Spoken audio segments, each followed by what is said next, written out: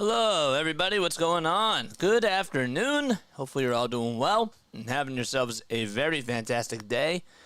Welcome back to another Phillies edition of Play by Play with JJ with your boy Jason Joseph. That's what we do on here. We go live for Phillies baseball, 76ers basketball, and Eagles football as well. And we try to give you the best quality of play by play on here.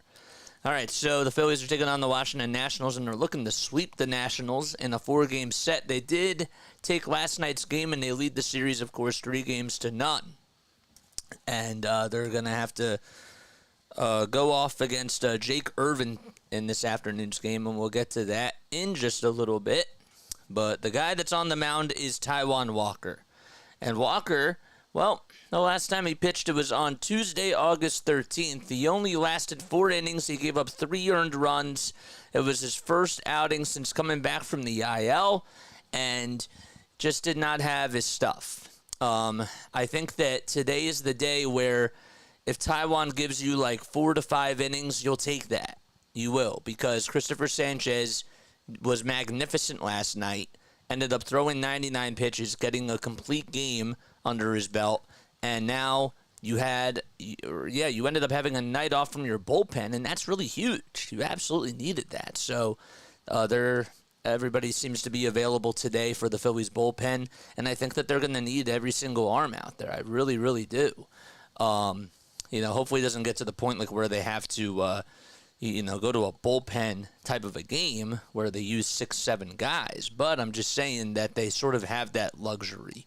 So, all right. So Taijuan Walker is on the mound for this afternoon's game. And let's get into the lineup for the Washington Nationals.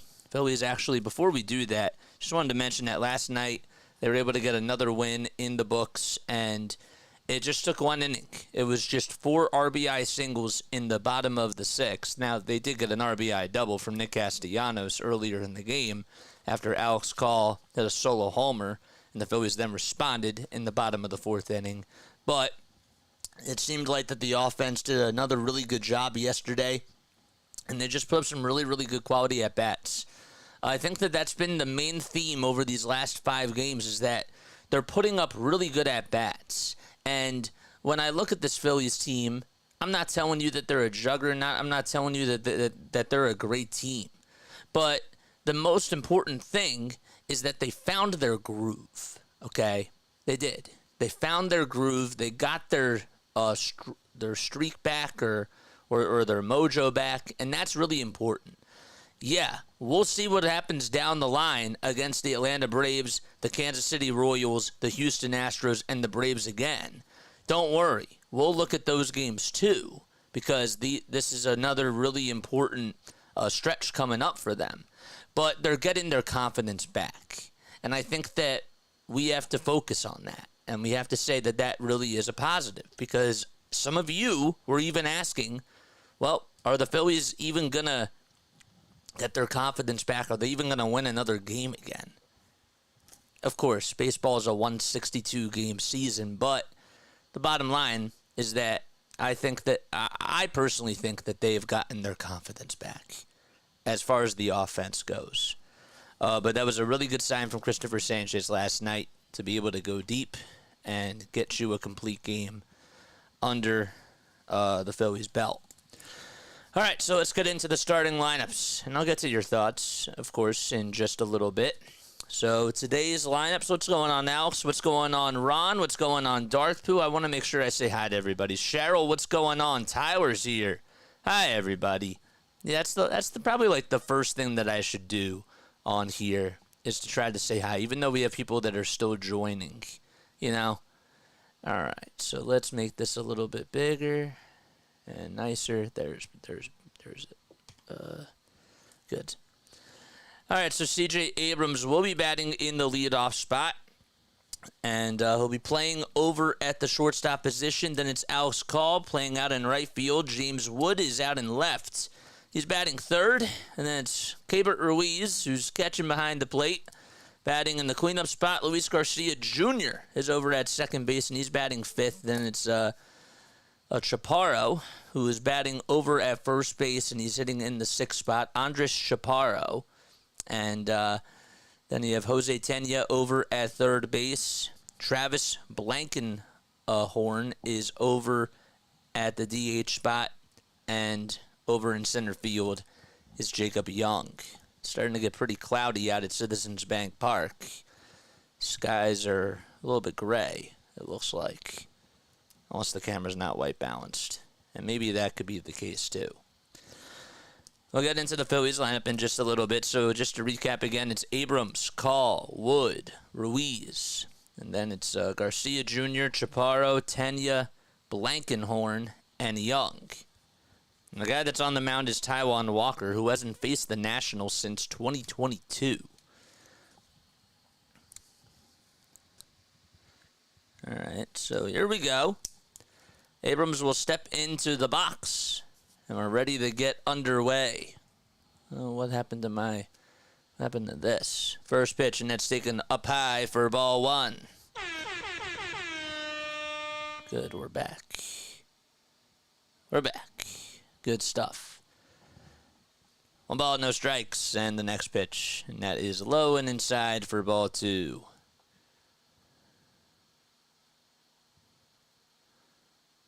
Okay. Next pitch on the way. That is taken inside for ball three. What the heck is going on with this? Hopefully you're all doing well and having yourselves a very fantastic day. And the next pitch, that's taken for a strike. Why does this keep refreshing? Huh. Interesting. 3 balls, 1 strike. And the next pitch, and that is going to be fouled off. Okay. I think we got it. Good. 3 balls, 2 strikes, and the next pitch, and Abrams takes ball 4 and gets on with a walk. Now our scoreboard's off, so let's change that. That looks better. Good. Very good. Make sure you guys like and subscribe and hit the notification bell icons. All right, so we got a runner on over at first base. We're in the top of the first, and the pitch on the way, and that is bunted foul by Call. C.J. Abrams had a full count on him and just walked over to first. Crew chief for today, it's Austin Jones, who's behind the plate calling the balls and the strikes. Then it's Roberto Ortiz over at first. Mark Ripperger's the second base umpire, and Alfonso Marquez is over at third base. Manager for the Washington Nationals is Dave Martinez, and for the Phillies, it's Rob Thompson. Walker gets set and delivers, and it's low, and the throw over the second base by JT, not in time. Good jump by C.J. Abrams, and he's now in scoring position after getting on with a walk and swiping a bag as well. Good job by Abrams. He got a very good jump there. Not even the throw was pretty good by JT, but you're going to have to be perfect if you want to get that guy out.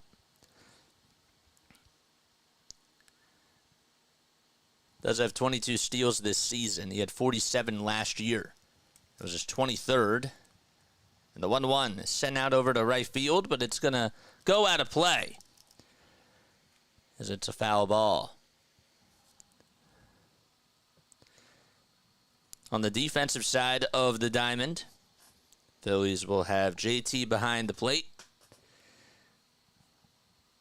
Garrett Stubbs, is behind the plate today. Phillies have a different lineup out there. So it's Garrett Stubbs catching. Over at first base, it's Bohm. At second base, it's Stott. At third, it's Sosa. And the shortstop is Turner. Next pitch, and the count is now 1-2. Out in left field for the Phils. Looks like it'll be Wes Wilson still. Castellanos is playing out in right. And the center fielder is Cal Stevenson. So Brandon Marsh, is playing out in left field. 1 ball, 2 strikes. It's Mr. Stubbs today. Sorry, we're a little bit out of sorts. I'll explain why in just a little bit. So 1 ball, 2 strikes. Abrams on over at second, and the 1-2 pitch. And that is low for ball 2. Walker with 12 pitches so far. Taiwan's ERA is at a 5.68. He's 32 years old. He's from Shreveport, Louisiana. And there's a 1.51 whip. Runner goes again, the next pitch, and Stubbs throws it on over to third, and it is not in time. So 2 stolen bases by Abrams. And he's now over at third base, but the Phillies may decide to challenge this. Let's see if Abrams was tagged on the throw. Nope, I think he got his hand in there, but the question is, did his hand come off? No. So the Phillies won't challenge it. 3-2 pitch on the way, swung on and missed. That was a splitter that was low. And now Call strikes out. And there's the first out of the inning. So Call fishes after a splitter. I'm surprised that Taiwan went with that pitch. And I'm even more surprised that Call decided to fish after that, really. James Wood is due up to bat. And the pitch is low and inside for ball 1. But James Wood hitting .283 on the season so far with 4 homers and 27 RBI. In the series against the Phillies, he is 4 for 10 with a double, an RBI, and 3 strikeouts. The 1-0. That is low for ball 2. What's up, Scott? How you doing, man? Wood is batting .310 with runners in scoring position. As time is called by Garrett Stubbs, and he wants to have a conversation with Walker. Not really a good start by Walker so far, and you're hoping that he can settle down.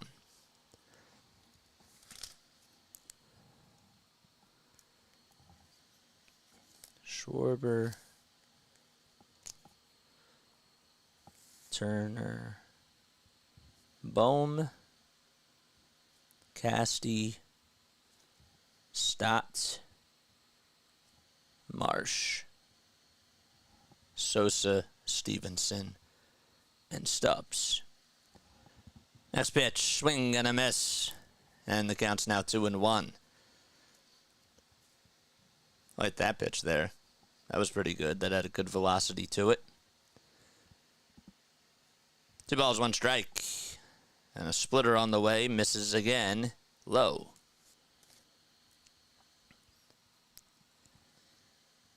So a different lineup for the Phils.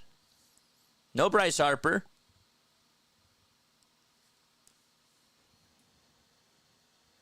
Three-1 pitch. And that's chopped foul. No JT as well. And no Johan Rojas. Interesting stuff. What's up, Sam? How you doing, man? Thanks so much for stopping by, guys. I really do appreciate it very, very much. How many people do we got tuning in? We got 147 people on here watching. Let's go. 3-2 pitch on the way. Swung on and missed. And James Wood strikes out. There's back-to-back strikeouts by Taiwan Walker. Phillies will certainly take that. Whew. What kind of a pitch was that? That's really, really good. Excellent pitch thrown by Taiwan Walker there. So 2 outs. We still got a runner on over at third base. Walker with 20 pitches. And the pitch on the way is taken for a strike. It was a curveball to Kybert Ruiz.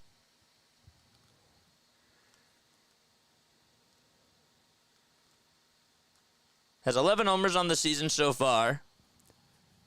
And the next pitch is popped into foul ground. Sosa does give it a look, and it goes behind the camera well. And the count's now 0-2. The Phillies, coming into today, they're 73-50. Have a 42-22 record at home. The guy that's up to bat, Keibert Ruiz, is batting .242 with 2 outs and with runners in scoring position. 0-2 pitch on the way. And that was outside for a ball. I'm surprised nobody has said anything. Is it Keibert or Keibert? I'm pretty sure it's Keibert. 1-2 pitch. That is wide for ball 2. It's not a good habit to keep forgetting to look at that. So 2 balls, 2 strikes. There's 2 outs, top of the first, and we got a runner on over at third base. And time called very quickly by Taijuan Walker.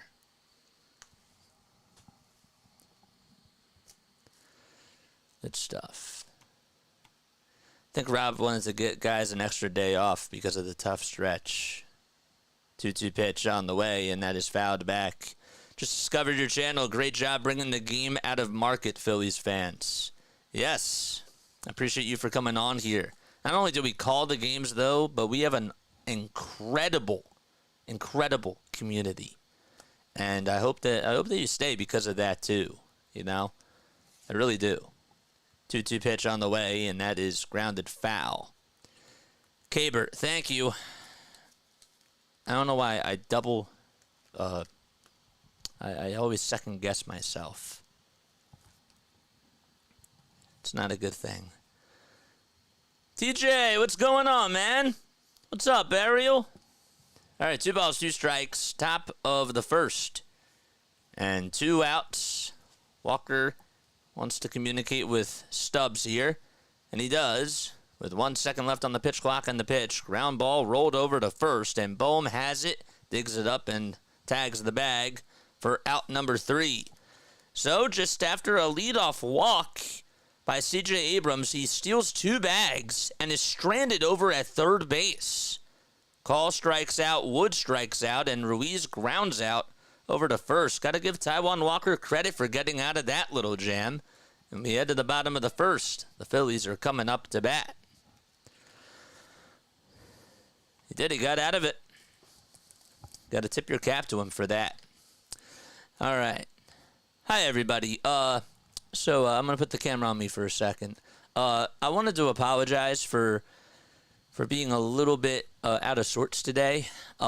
So if you don't know, I now produce over the weekends on 97.3 ESPN, and I have to I'm in Atlantic City. The show ends at around 12, and I gotta drive back home.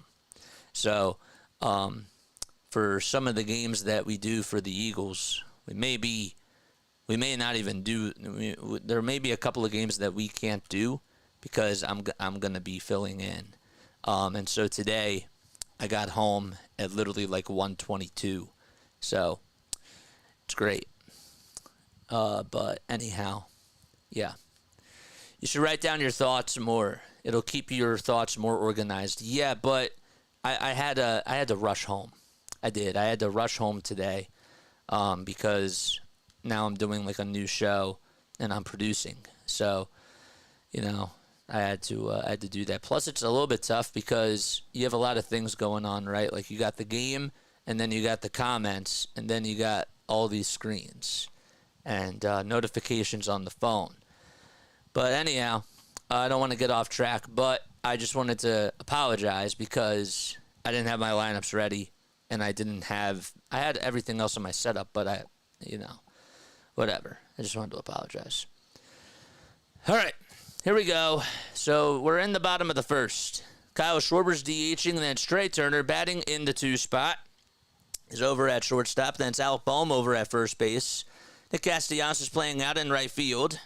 And then it's Bryson Stott over at second. Brandon Marsh playing out in left.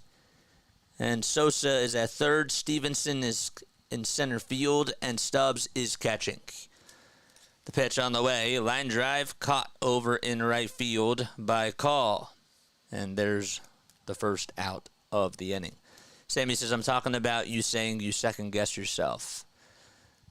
Yeah, that was just one of the things that I forgot. I usually don't second-guess myself. I usually go with my gut. But that time I did second-guess myself. I am always looking for feedback, though, and I do appreciate that.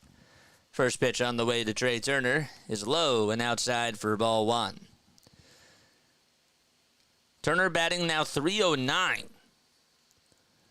And the pitch. Nice swung on a miss. JJ, I accept your apology. I hope that brings you peace. It does. It does.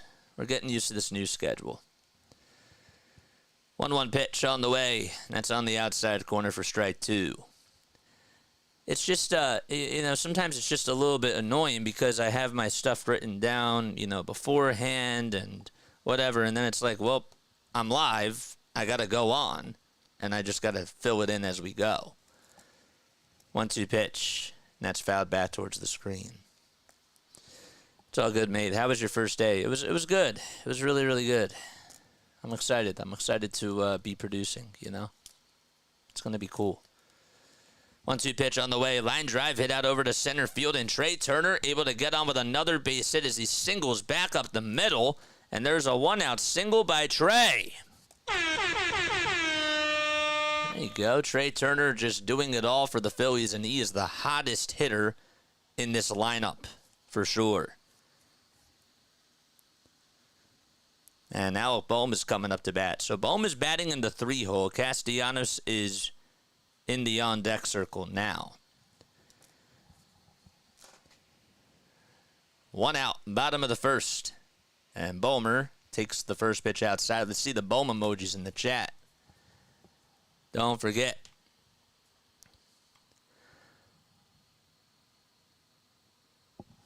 Bohm playing over at first base today. 1 ball, no strikes, and Irvin kicks and delivers and fouls it away. Didn't even mention that Jake Irvin is on the mound for the Nationals. Does have a 9-10 record and a 3.72 earned run average as well, along with 122 strikeouts in 145 innings. The 1-1 barreled foul, and the count's 1-2. Alec Bohm is on a 34-game on-base streak. And during that time, he's batting .295 with 15 RBI, 14 doubles, and 2 homers. 1 ball, 2 strikes. Irvin gets set and delivers. Fly ball hit out over to left center field, and that is going to be dropped by Young. He almost made a ridiculous catch, and Bohm is going to go on over to first base. And Turner goes over to third. Jacob Young got tripped up. I think he sort of, lost his footing and just maybe got some of the grass or the turf out in left center field caught into his cleat. But nonetheless, Alec Bohm does continue his on-base streak. It was sort of snow-coned at first by Young, and then it just dropped out of his glove. He tried to slide and make the catch. And he took a little tumble on that left knee. Sort of rolled it over and then just was not able to make a clean slide there. So they should rule that as a base hit. And Young is going to be checked out by the trainers here. And Dave Martinez is out there as well. Wood is there to support him. He's on that left knee. So he was trying to make a sliding catch, and it just snow-coned in and out. It actually, first it got into the heel of the glove, but it just went all the way to the top and out, and just could not hang on. And he took a tumble with that left knee. That was not good. Sometimes it's tough, though, because, when you get turf stuck in the cleat, that can be a little bit dangerous. Never want to see anybody get hurt. No, you don't.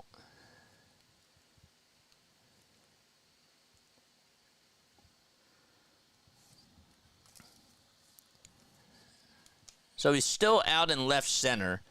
I can't tell if he's still on his knee or not. They're cutting over the different shots. But Bohm is over at first. And it looks like Young is going to stay in the game, as the trainer and Dave Martinez do go back out, or do go back into the dugout. Oh, what a way to continue your on-base streak if you're Alec Bohm. That's one way to do it. Just don't want to see anybody get hurt. So Trey Turner's over at third. Up to bat now is Nick Castellanos. And there's runners over at the corners. Schwarber lined out to right. Turner singled back up the middle. And Bohm singled out to left center field. So Young is still out there. Shook everything off. But I'm sure he's going to be in some pain. Comes Castellanos to the plate. And the pitch. That misses inside for a ball.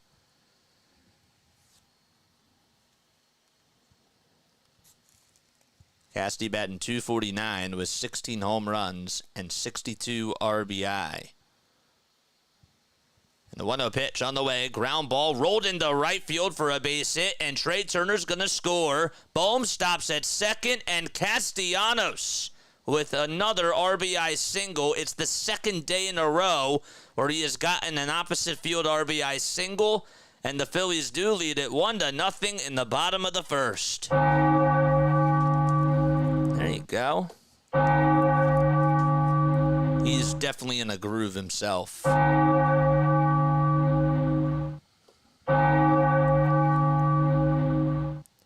Here comes Bryson Stott, and the pitch is up high for a ball.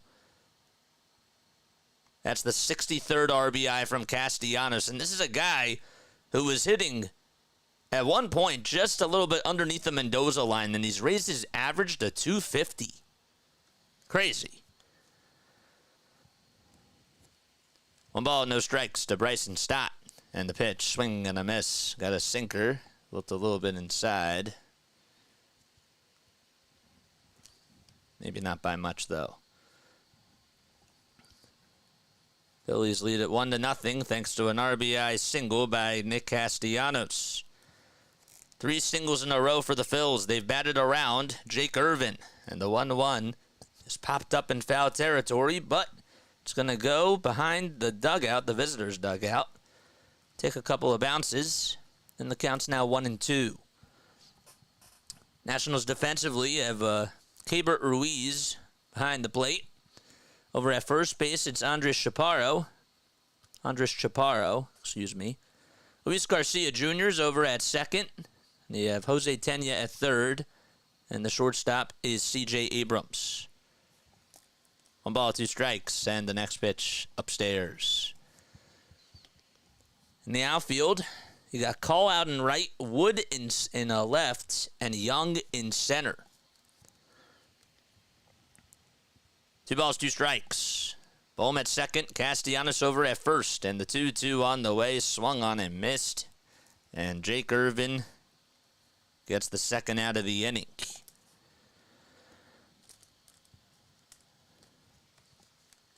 There we go. Yeah, that's the new Castellanos emoji, right? Now that I look at it, I don't really like it as much. I probably should just stick to the player profiles. Comes Brandon Marsh. Let's see the Marsh emojis in the chat. And he takes high, but it's a called strike.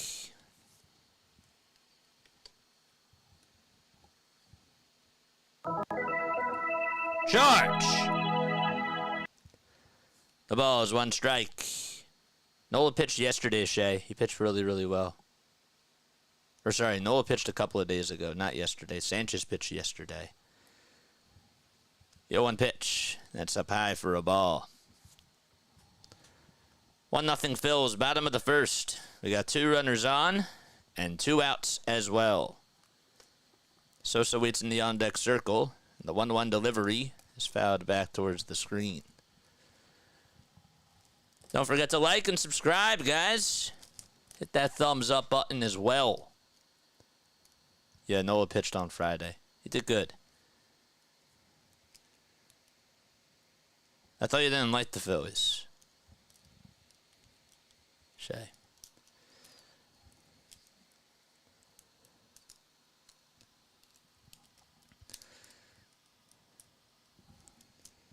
One ball, 2 strikes, and we have time called on the bump. Phillies are 8 games above the Atlanta Braves and 9 games above the Mets. It may be a little bit too soon. However, technically speaking, the Phillies' magic number to clinch the NL East is at 32. The pitch to Marsh. Inside for ball 2. Oh, Darth. Run. Run. Robo-umps now. I forgot the first pitch. It was called a strike. 2 balls, 2 strikes. And the next pitch to Marsh swung on and missed. He got a high fastball that was just above the strike zone. And back-to-back strikeouts is what ends the bottom of the first. The Phillies do get an RBI single, though, by Nick Castellanos. That's how they get on the board. And we head to the top of the second. It's 1-0 Philadelphia.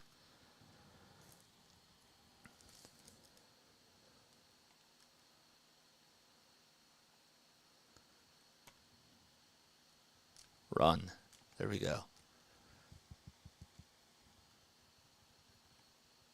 Marsh is more worried about how cool his bat looks rather than working on his swing. But, hey, priorities, you do you, bearded one. Hey, we have to give him a little bit of credit, though, for at least getting that pinch hit double in that bottom of the 9th a couple of nights ago. That was a big hit. That was a big reason why the Phillies were able to win, because he got the big hit, and Cal Stevenson bunted him over to third base. So I kind of have to give him that, at least. Hey, JJ, how was Nola in his last few starts? I just told you, man. He did good in his last outing. He did good in his last outing. Right now on the mound for the Phils, though, is Taijuan Walker. Don't forget to like and don't forget to subscribe. Nola overall has been doing okay, I'd say, for the most part. 154 innings this season for him and 142 strikeouts, but the last time that he pitched, he went 6 2/3, allowed 7 hits, no runs, and had 4 strikeouts. Did that answer your question? In the month of August, he's gone 17 2/3, and he's allowed 7 earned runs, and he's had 12 strikeouts. He's had 4 strikeouts in each of his last 4 outings. Isn't that crazy? Nobody's really talking about that. Over 200 people on here. Make sure you guys like and subscribe. Thanks, Scott. Appreciate it, man. Comes Taijuan Walker back out there for his second frame. And the first pitch is taken on the outside edge for strike 1. Second pitch coming up by Walker is lifted out over to center field. On the run is Stevenson, and I'll make the catch for out number 1.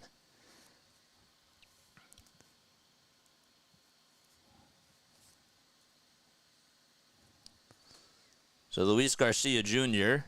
lines out to center. I guess you call that a line out. It was really more like a fly out, but Andres Chaparro is going to come on up to bat. He's hitting .294 with an RBI as well. And the pitch, and that's taken for strike 1. Brad, thank you so much for subscribing. I really do appreciate it. Very, very much. 0-1 pitch on the way. Fly ball hit out over towards straightaway center field, and Stevenson's there to make the catch for out number 2. Shay, I literally just said that he didn't give up any runs in his last start.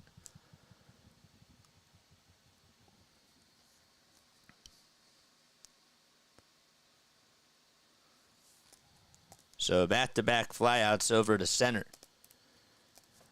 Oh, yeah, I got to post my membership link. Sorry about that.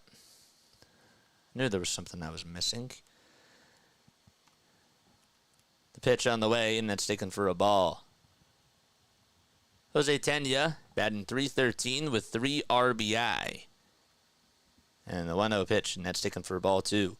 Taijuan Walker in the first inning allowed a leadoff walk to C.J. Abrams, who then stole two bags. As the next pitch is in there for strike one. And then he was able to strike out Call and Wood and get Ruiz to ground out to first. 2-1 pitch. Swing and a miss on the cutter at 86 miles per hour. The cutter and the splitter have definitely looked a lot better from Taijuan Walker. See if you can keep that up. 2 balls, 2 strikes, 2 outs, nobody on. And the next pitch, well, he had a pitch to play with. It was a splitter that was running in towards the dirt. And the count is full. This is the fourth full count, that Walker has ran into today. 3-2, bowed back towards the screen.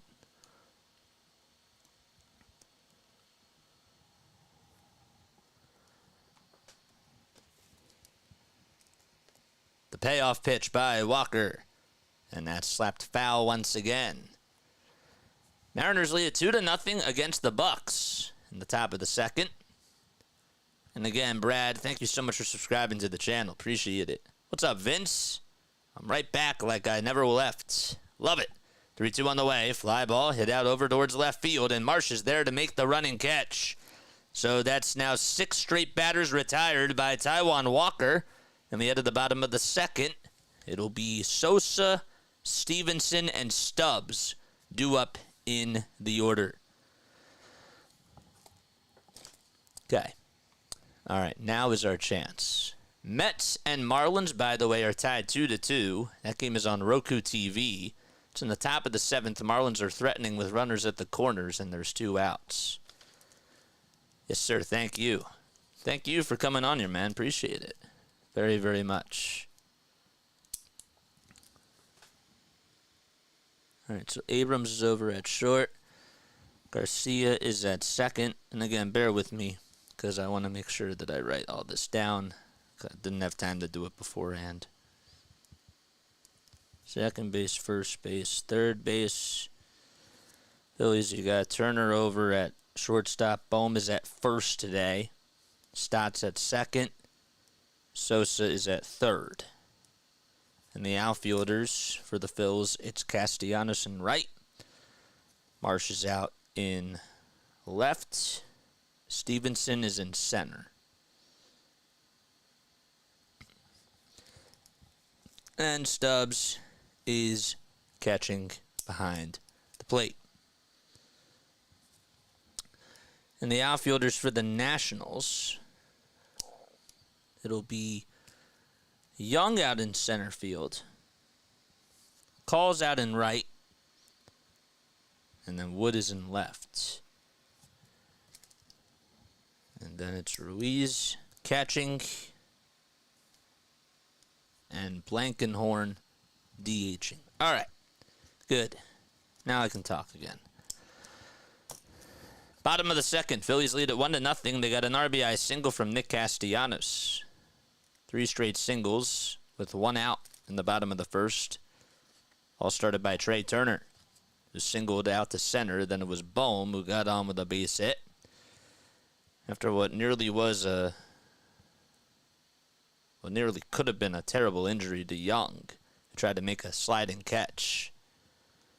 The ball is 1 strike, and the pitch to Sosa, and he slaps this one out over to left field, and that's going to drop in for a base hit, and that's now the 4th single today by the Phils. This time it's Edmundo Sosa, who leads off the bottom of the second and gets on base. All right.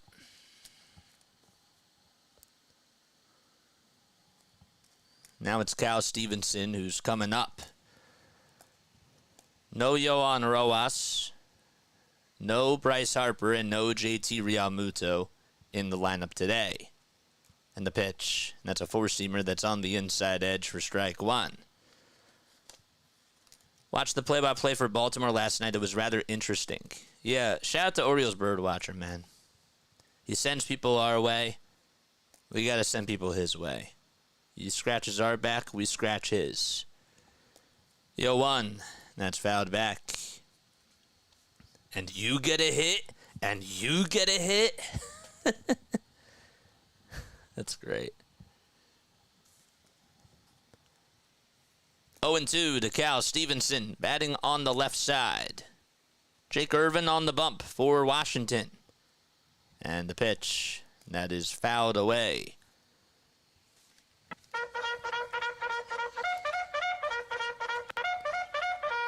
Charge!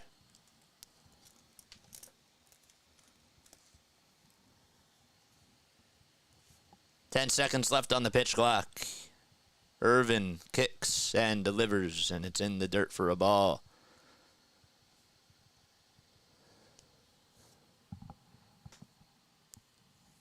Phillies are 18.5 games above the Washington Nationals in the NL East, and are 8 games above the Braves and 9 above the Mets.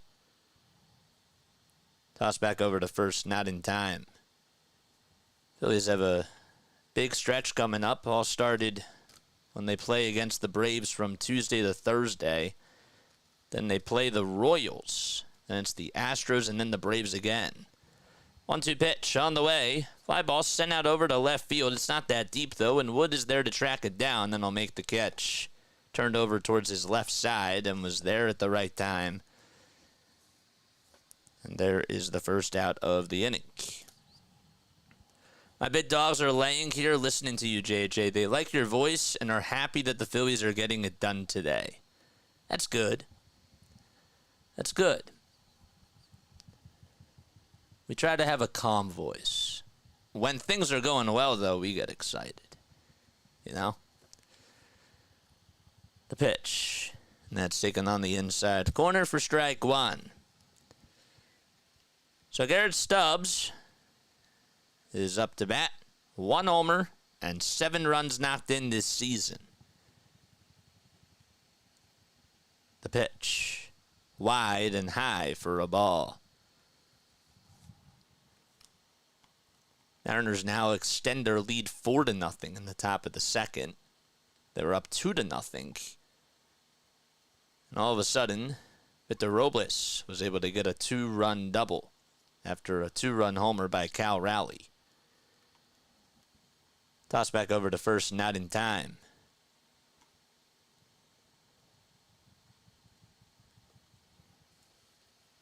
One ball, one strike. Irvin kicks and deals. It's low and inside for ball 2.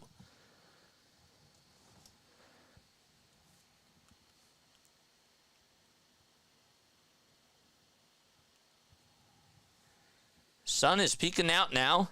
Skies were gray to start off the game, but now the sun is out, and the 2-1 is lined into right field for a base hit. And going on over to third base will be Edmundo Sosa. And Garrett Stubbs able to get on with a single. That's the 5th single of the game, and we're not even through the second. Wow. So all 5 of the Phillies hits have been singles so far today. And now Kyle Schwarber is coming up to bat. Be careful with the Royals. They will surprise you. Yeah, you got to be careful with all these teams. Wow. Schwarber rocking the sunglasses. And the first pitch, he'll foul it off over towards the third base side and out of play. Phillies are in their cream and red uniforms. Schwarber wearing the left red sleeve. Bright red. Also has a red and blue elbow guard on his right elbow. The ball is 1 strike and the pitch, and he just taps it foul.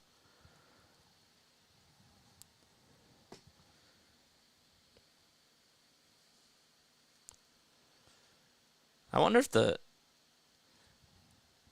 I'm not going to ask that now. The ball's 2 strikes. Irvin gets set the letters, tosses it back over to first. It's not in time. Actually, okay, so now that happened, I will ask it now. Do you think that the Phillies should go for a double steal here? Let me know your thoughts down below. I think it's nice to shake things up a little bit. There is one out, though, and Schwarber is up to bat. Over at third base is Sosa. At first, it's Stubbs, and the next pitch is inside for a ball. Let me know what your thoughts are down below. Would you attempt a double steal here? It's early. Haven't seen it done in a while, but... The 1-2 to Schwarber. There's a ground ball hit over towards the right side. The flip over the second. There's one, and the throw over to first is in time for a 4-6-3 double play. So Schwarber got on top of that pitch, and Irvin gets out of the inning unscathed. So a 4-6-3 double play ends the inning, and we head to the top of the third. It's still 1-0 Phils. Yeah, I would have tried it. I understand that the Phillies have had problems with being caught into rundowns. However, it's not like Schwarber's over at third or Schwarber's over at first. You know? Doesn't have the best speed in the world. But Stubbs can run, right? And Stubbs plays mind games with you. And that's why I thought it would be interesting. But nonetheless, none of that happens. Let me go to the top of the third. Which means it is time now for On This Day in Philadelphia Phillies history. So today is August 18th. And on August 18th of 1886, of course this is brought to you by Broad and Pattison. Charles Ferguson pitches the Phils to an 8-7 win over Boston. And over the rest of the season, Ferguson would pitch 16 games, and he won 12, and set for a tie in the other 4. In 1909, the Giants put Arlie Latham in the lineup for a game against the Phillies. Latham was 49 years old at the time. He came in as a pinch runner and stole a base, becoming the oldest major leaguer to record a steal. Also, another cool one, we'll do this one. On August 18th of 1995, the Phillies send 4 consecutive Kevins to the plate twice in a game against the Giants. Can anybody guess who those 4 Kevins were? It was back in the 4th and in the 5th inning. Can anybody guess at least one of the Kevins that the Phillies sent to the plate in that year? It was in 1995. First pitch, and that's in there for a strike. And the next pitch is fouled away. 1995. They sent 4 consecutive Kevins to the plate twice in a game against the Giants. Next pitch, and that's taken for a ball. What's up, Megan? How you doing? What's going on? Thanks so much for stopping by and for coming back. 1 ball, 2 strikes, and the next pitch, he gone. Swung on and missed. And there's another strikeout by Taijuan Walker. Rack him up in the chat. That's now 3 as Travis Blackenburn goes down on strikes. Kevin Stocker, that is incorrect. The pitch, and that's fouled away. Kevin Flora would have been correct. Kevin Jordan is correct. Who else? And Kevin, Stocker was incorrect. Stocker was not there in 1995. And Sefik is incorrect too. The pitch, ground ball hit over to shortstop, and the flip over to first is in plenty of time. So, I'll tell you. So in 1995, as I mentioned before, the Phillies send 4 consecutive Kevins to the plate twice in a game against the Giants. It was in both the 4th and the 5th innings. Actually, sorry. Kevin Stocker was correct. I'm so sorry. I'm sorry. I screwed up. Sorry. Sorry.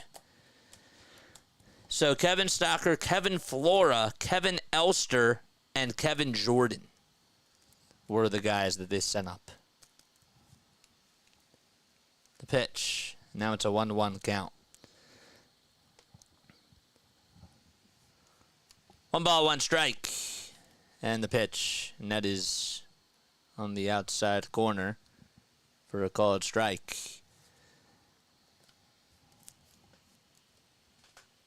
1 ball, 2 strikes, and the next pitch on the way to Abrams. Line drive in the center field, and that's going to drop in for a base hit. And Abrams will think about going over to second. He took a wide turn, but retreats back over to first.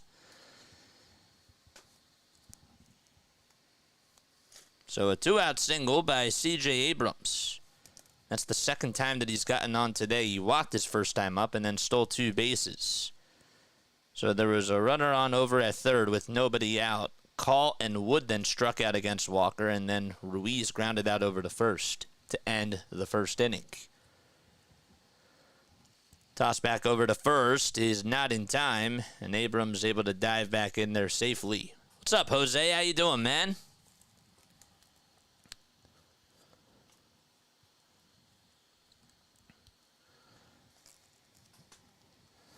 You're funny, Larry. That was funny. 2 out, top of the third. Toss back over to first, and Bohm could not even swipe Abrams. Throw was a little bit wild. It wasn't a wild throw, but I don't think Bohm anticipated that coming, and he was thinking that he was going to swipe Abrams, and it wasn't even close to the tag. Pitch on the way, and that's upstairs for ball 1. So that was the first pitch of the at-bat to Alex Call. A lot of things happened for the Phillies against San Francisco. The other thing that happened for them on this day is that they defeated San Francisco behind grand slams from Mike Lieberthal and Billy McMillan. Next pitch, and that's fouled away. That was back in 1997. That was McMillan's first Major League homer and only the second multi-slam game in team history.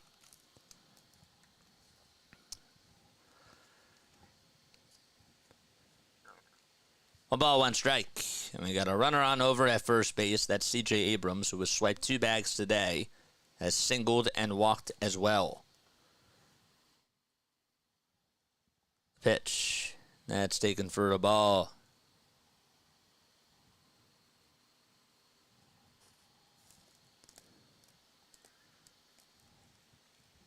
Two balls, 1 strike.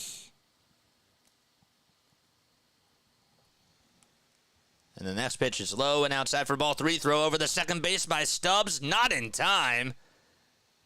Abrams was safe, according to Mark Ripperger over at second. And I think Rob says he'll give the stop sign for a second. That was a good throw. But just a bang-bang play. And his right hand maybe just within the matter of milliseconds got in there.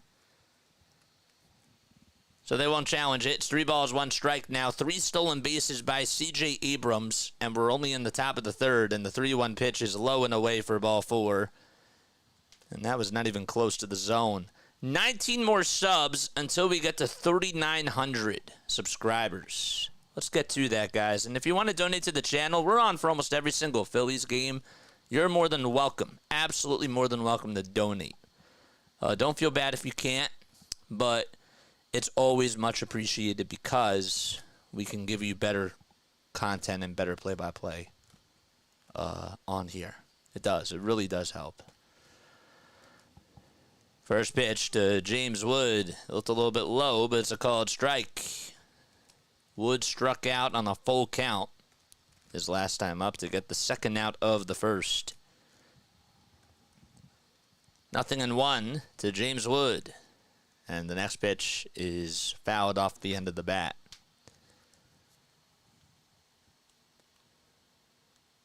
Rays lead 2-0 in the bottom of the third against the Snakes. Marlins and Mets are tied 2-2 as they head to the top of the 8th out at Citi Field.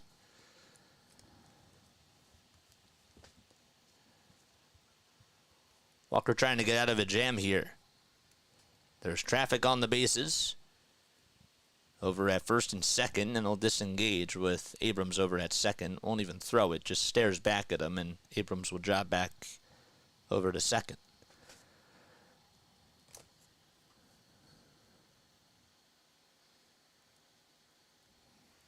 The ball is 2 strikes, and the next pitch low and away for ball 1.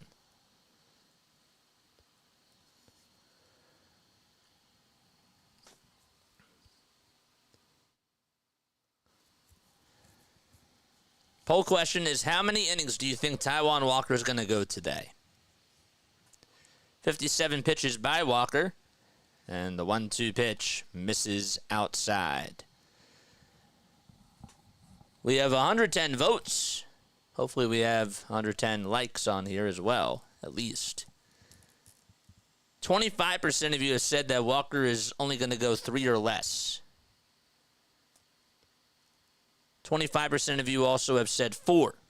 Toss back over to second, and Abrams will be caught into a rundown. Turner gets to it, throws it over to third. Sosa will try to tag Abrams, and he does. So finally, Abrams gets caught on the bases.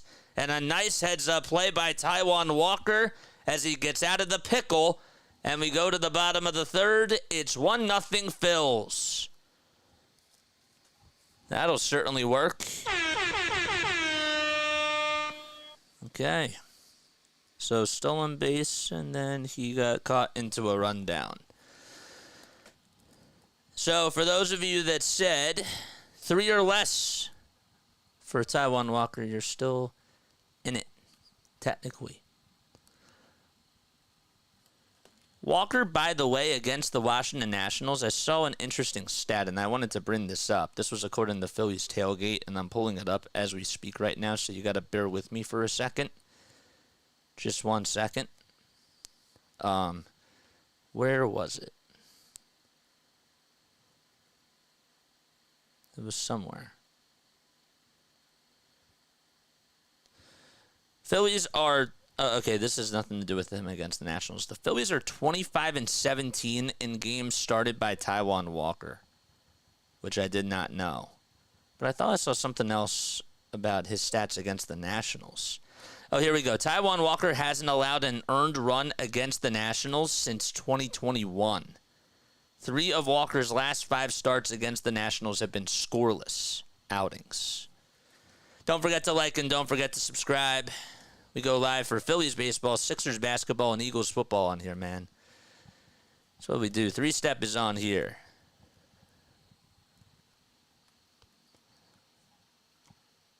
Oh, a little spongy. What Philly sports guy? What's going on, man? Pulled my hamstring. Oh boy, sorry about that. That's tough.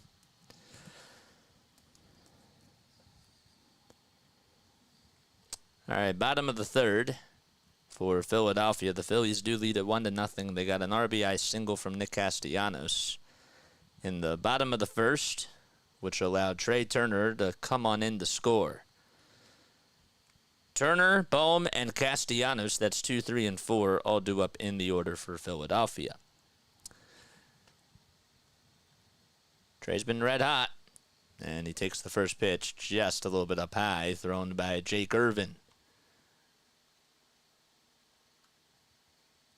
Turner's average is back at 311.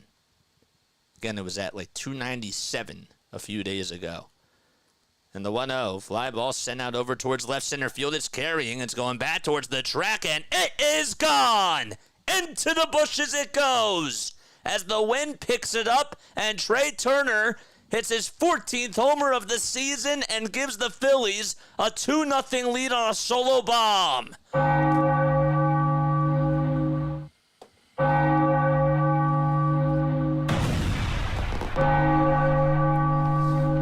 Good swing by Trey.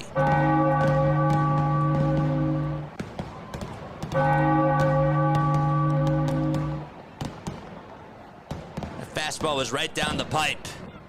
And he just lifted it out over to center, and it just went into the bushes. And it's 2-0 Phils.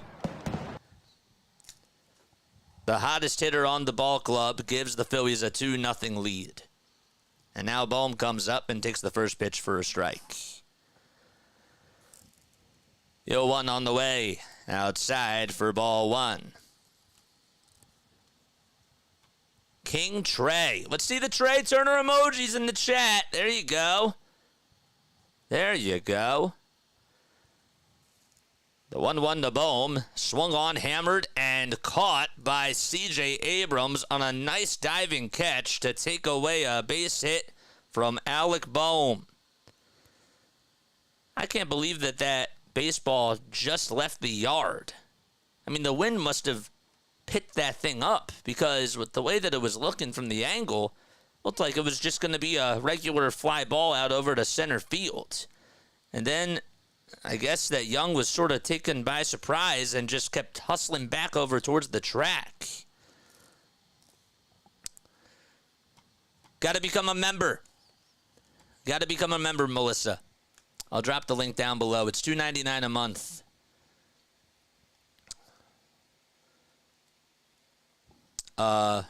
You have to be a member. Here's the membership link.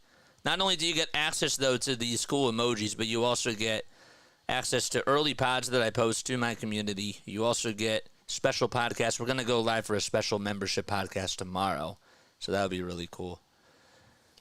2 balls, no strike to Nick Castellanos, and you get access to these really cool emojis. So there's the link. If you want to become a member, I just posted it. 2-0 pitch, and that is low for ball 3. I'm happy you asked, because I forgot to post it. You're also more than welcome to gift memberships to people, too, guys. 3-0 pitch, and that's way inside for ball 4. Castellanos gets on with a 4-pitch walk. And that's the second time that he has gotten on base today. Castellanos is on a 6-game hitting streak. Just extended it to 7, though, on the RBI single. Now it's Bryson Stott who's coming up. And the pitch. And he pops it up. It's it out over towards shallow right center field. It's going to be a tough play, but on to make the catch is the right fielder, Alex Call, for out number 2.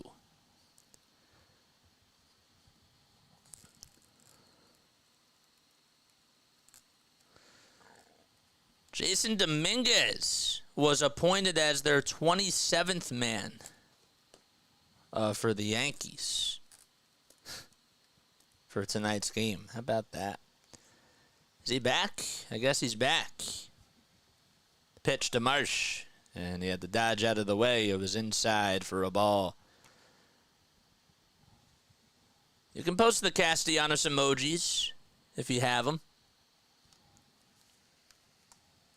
You can also post the Marsh emojis. He's up to bat. 1 ball, no strikes. And the pitch to Brandon Marsh is fouled away.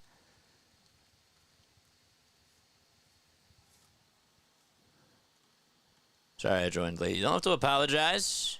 You're here. That's what matters. No need to apologize. Phillies do lead it 2-0, though. Castellanos got on with an RBI single in the bottom of the first. And Turner hit a solo homer in this bottom of the 3rd inning. The 1-1, and that is fouled off the foot of Brandon Marsh.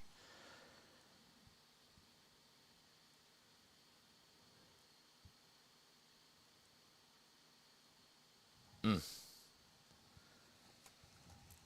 50 pitches by Jake Irvin so far in this game. Irvin is 27 years old, has a 4.13 career ERA throughout pretty much 2 seasons.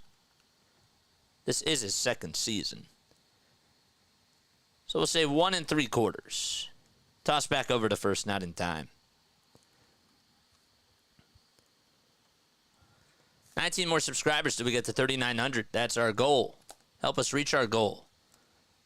Next pitch on the way upstairs and off the plate as well.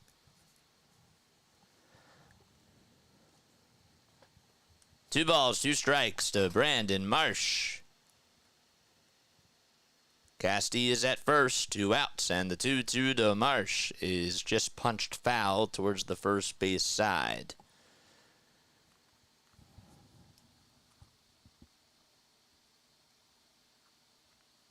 Irvin was a 37th round pick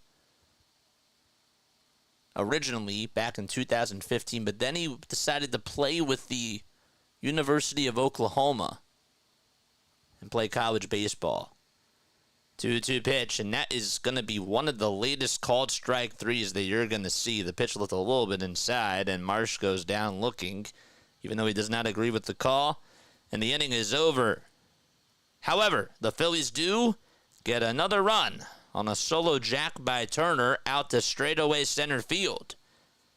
Time to go to the top of the fourth. It's 2-0 Philadelphia.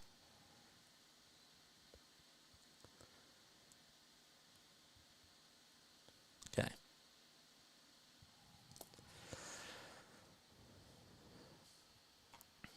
I said I joined late because I asked if Bohm was at 35 games now, and maybe you mentioned that. Oh, okay. Okay, no worries.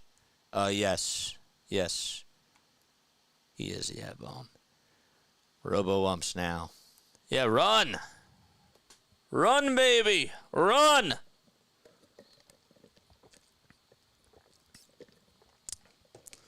Got 260 people tuning in.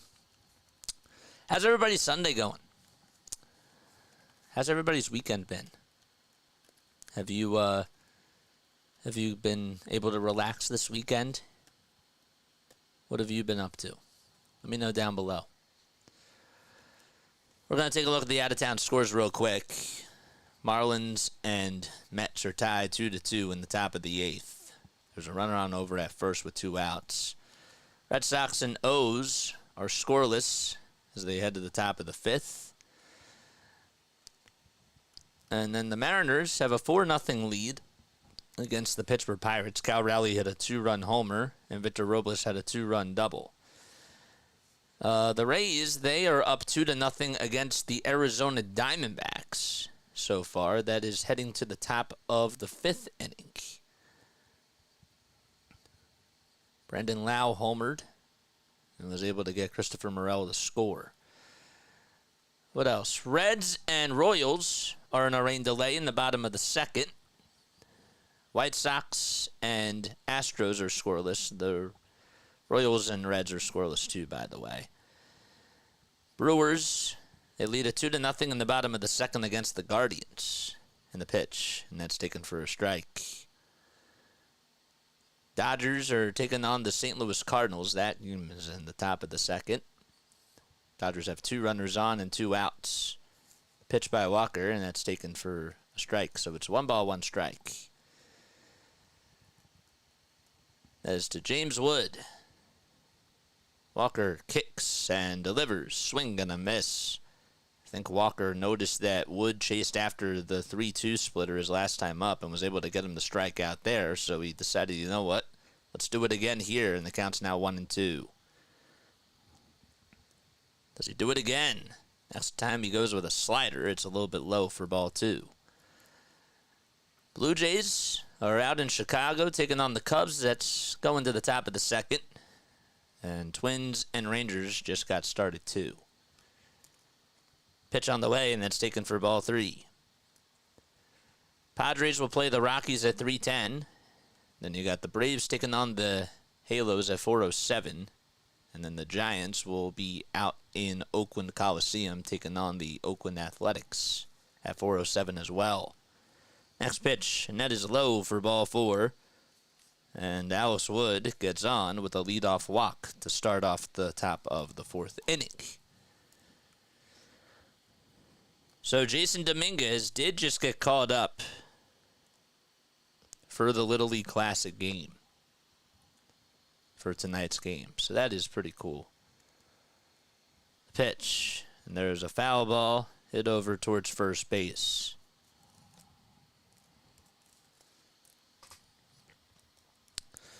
Cheryl says, I worked around the house, relaxed with a great dinner with the boyfriend, and watched Phillies games. Happy to be on the winning streak. That's great. That's awesome.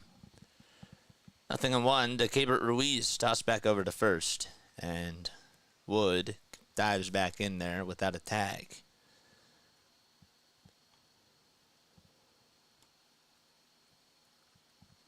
No relaxation. Been doing lab prep to start teaching the fall semester tomorrow. Well, at least you get to be entertained, though. So, that's nice. Good luck, though, with tomorrow. You excited, Professor Crabtree? JJ, what's your favorite food to get at Citizens Bank Park? Ooh, that's an easy one. The crab fries.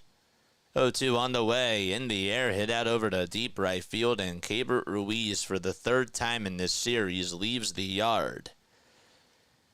And the 2-0 lead is quickly erased on a 2-run jack by Keibert Ruiz. He had a multi-homer game 2 nights ago.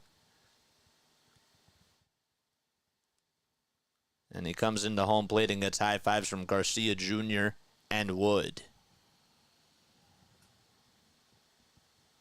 How he was able to extend his arms and get a hold of that is beyond my knowledge. The pitch was not even down the middle. It was a high pitch. And yet he just whacked it out to right. Whew.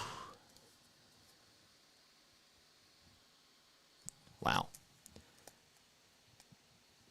The 1-0 ground ball chopped over to first. Bohm plays it on a hop, and he'll tag the bag as he jogs. And there's the first out of the inning. Shea says, let's go. Marcelo Zuna got another homer yesterday. Zuna's having a good year for you guys. He really is. There's Joe Blanton. What's this, in the Phillies Hall of Fame club? Joe Blanton looks good, man. There's like a big line of people getting food, and they're all crowding around Joe. They're trying to stay in the AC, I see. The AC, I see. Interesting. Wow. 1 ball, 1 strike to Andres Chaparro, and the 1-1 is belted out to left field. It'll drop in, though, for a base hit, and there's a 1-out single. That was more so lined out to left. But regardless, Chaparro able to get on with a 1-out single. We're in the top of the 4th.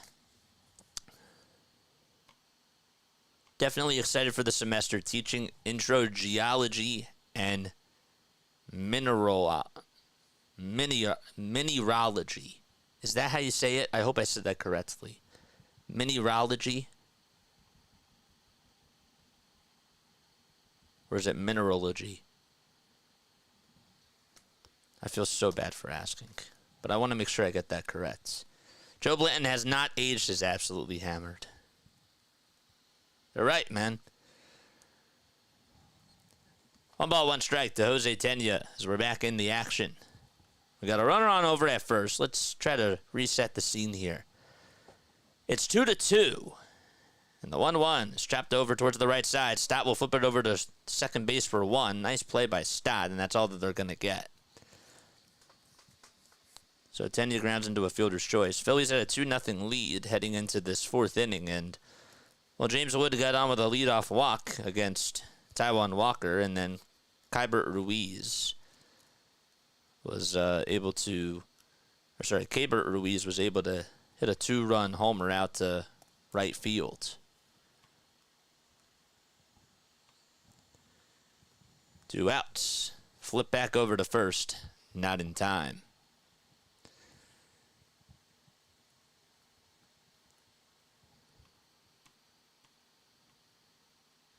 JJ, it's pronounced rocks and stuff. Thanks, Larry. That was funny. Next pitch. That's low and away for a ball. It's actually now at 76, Darth Pooh.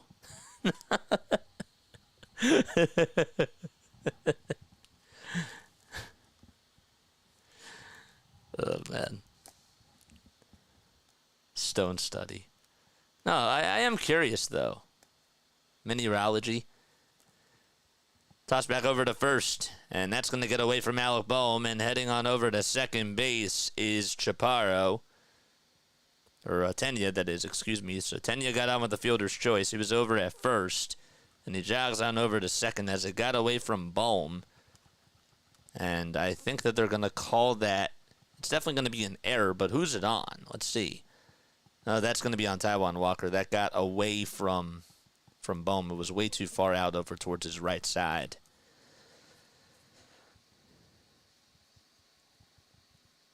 So an E1 from Taijuan Walker. And the go-ahead runs over at second.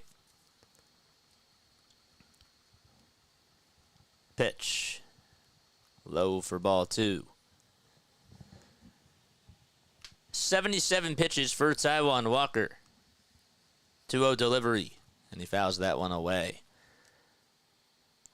That's the first 2 runs that Walker has allowed against the Nationals since 2021.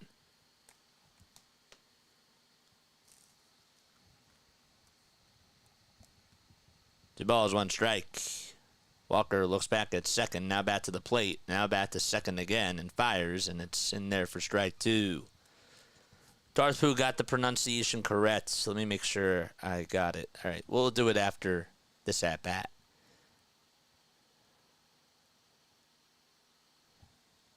Two, and that is low for ball 3.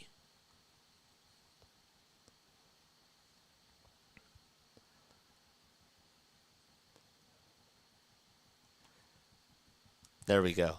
Mineralogy.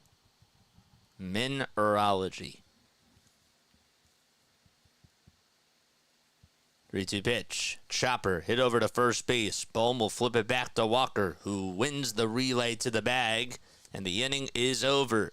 The Nationals do tie it back, though, on a 2-run homer by Keibert Ruiz. And it's a 2-2 game, and we go to the bottom of the 4th, all knotted up at 2 apiece. Mineralogy. Thanks. Appreciate it. All right. Okay. All right, so I'm going to flip the screen real quick to me. Hopefully you're all doing well and having yourselves a very fantastic day. Make sure you like, subscribe, and also make sure that you stay hydrated, guys. I'm going to take a sip of water, and that's why I said that. So stay hydrated and hit the bell icon.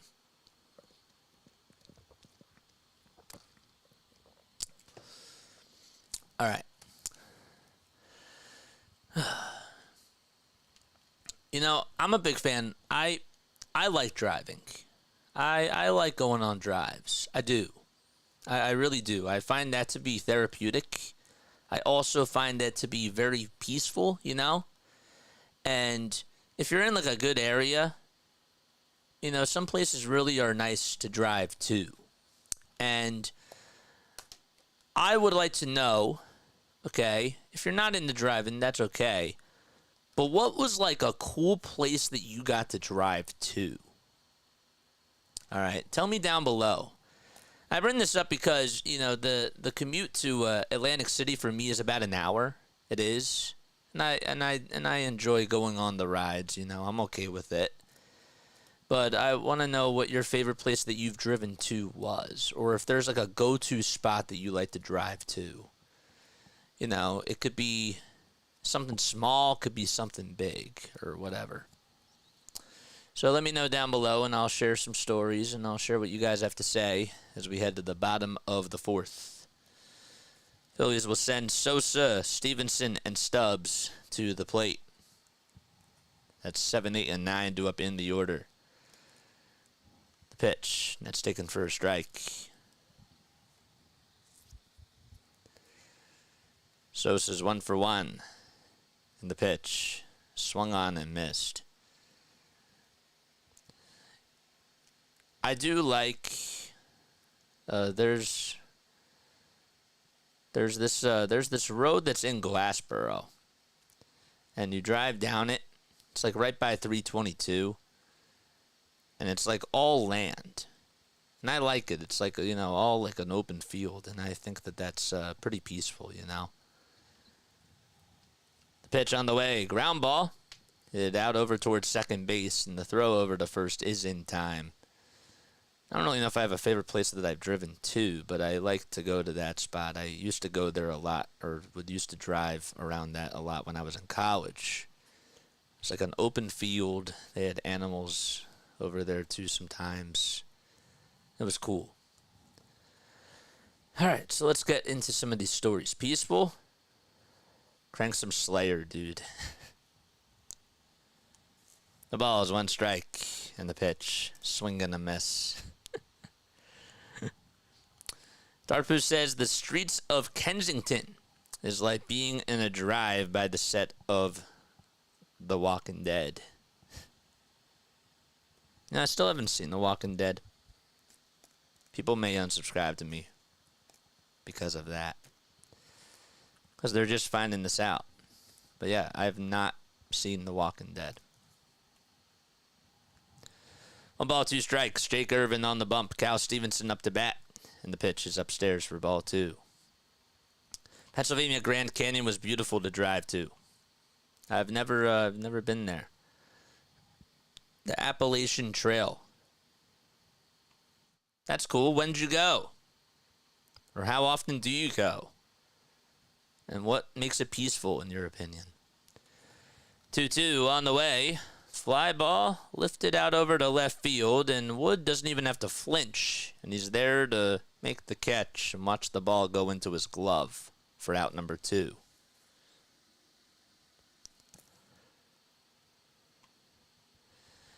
Glacier National Park, Montana, was an amazing drive, especially to get there from Lancaster, Pennsylvania. North Shore of Minnesota is a beautiful drive, too. So when did you go to Glacier National Park? And when did you go to North Shore?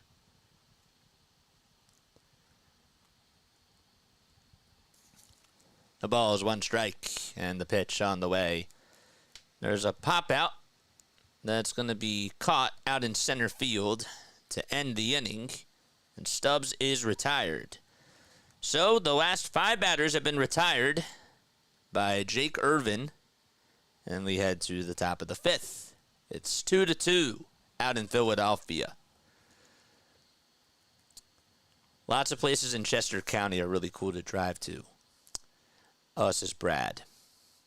Brad, tell me more about that. What place stands out to you in Chester County as far as driving wise? Longwood Gardens near Wilmington. I was just there for my birthday last weekend. It is beautiful. It is. It's a nice place. It's a nice place, period. It is. It's very, very nice. I want to go back. That wasn't my first time being there. I went there once before, but I definitely would love to go back. Make sure you guys like and subscribe and turn on those notification bell icons, and that way you'll know when I go live.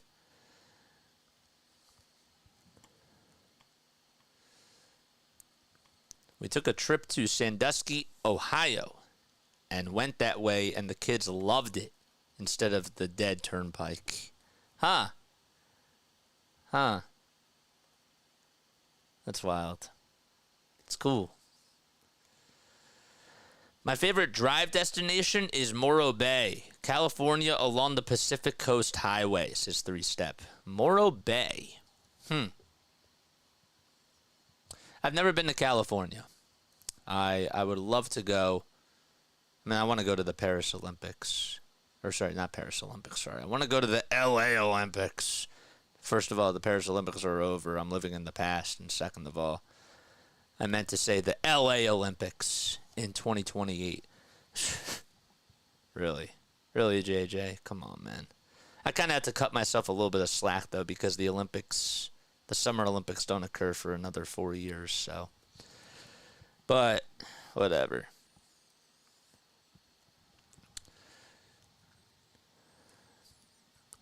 Top of the 5th, 2-2. Phillies and Nationals are tied. Don't forget to like and don't forget to subscribe and turn on the bell icons and hit the bell icon too. Pitch on the way, and there's a bunt that's laid down over towards the first base side, and Walker's going to let it roll out of play, and it does. That would have easily been a single from Young. Easily. Here's the membership link if you want to become a member. It is $2.99 a month. Dartpoo says, I was going to propose to my wife at Longwood Gardens, but she was hangry and being a complete bee-face that night. Oh, gosh. So now you have to tell me, when did you propose to her? You know, you got to finish the story. You can't just leave us on a cliffhanger there.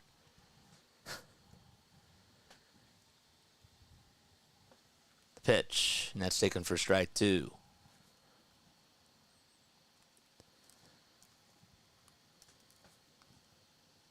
What's up, Ryan? How you doing, man? Nothing in 2. And the pitch way inside for a ball, so it's 2-2, top of the 5th. Young up to bat, 84 pitches by Walker. He was doing all right in the first 3 innings, and then just gave up a 2-run homer in the top of the 4th, and that's how we're tied.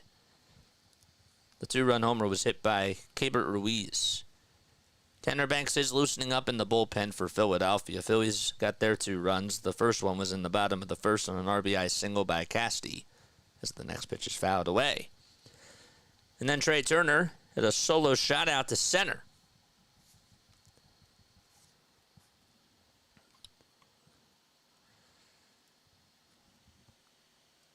2-2 pitch. Line drive caught by Trey Turner. And there's the first out of the inning. Nice play by Trey. JJ, honestly, I think randomly when she made me laugh at something, and I thought to myself, I could do more of that forever. No, but like, what? So you didn't propose to her at like a, you know, you said that you were gonna do it at Longwood, but she was not having the best day, right? But did you do it like the day after, or you know, did you go somewhere else and propose to it? I'm curious about that. Because you were going to propose to her at Longwood, but that didn't happen. So I want to hear how it ended.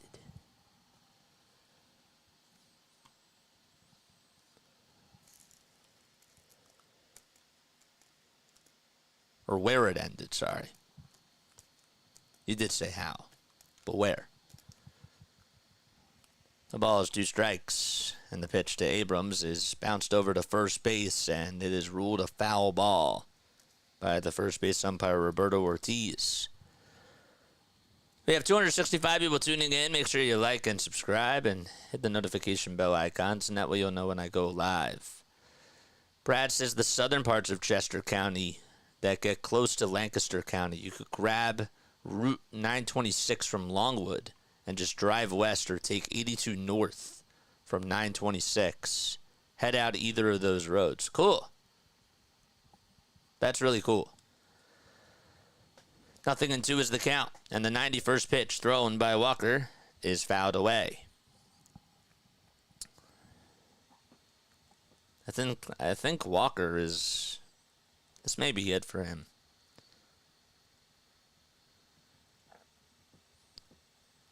The 0-2 pitch, wide for a ball. Now, I did it randomly one day. I proposed to her randomly one day on when we were just hanging out. Cool. 1-2 pitch. Ground ball hit over towards the right side. Stott picks it up, throws it over to first, and there's 2 away. So you were going to make a big thing, and you were going to be like, yep, I'm going to propose to her at Longwood Garden. And then she just wasn't having the best day, and then you were just like, you know, you were planning this whole thing, and you were going to make it a big thing, and then you were like, you know what, like, it's a little bit chill today, you know, like, I'm just chilling, I'm just relaxing. That's cool. That's cool that it ended up, it's kind of funny how things work, you know. It is. Sometimes things just don't go as planned. First pitch to call, and that's taken for a ball. So this is going to be Walker's last batter. And the 1-0 pitch, that's taken for strike one. Mariners now lead at 7-0 out in Pittsburgh. 1 ball, 1 strike. And Walker kicks and deals. Looked a little bit low, but nonetheless called a strike.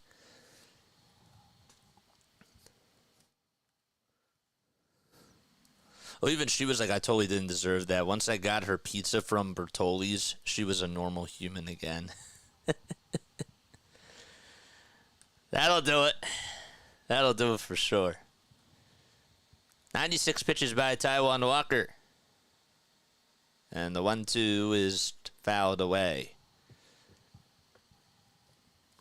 Anybody else have a cool driving spot that they like to go to?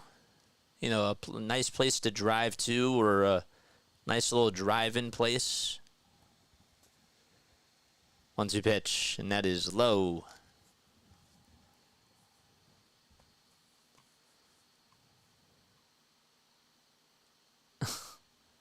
I love our community, man.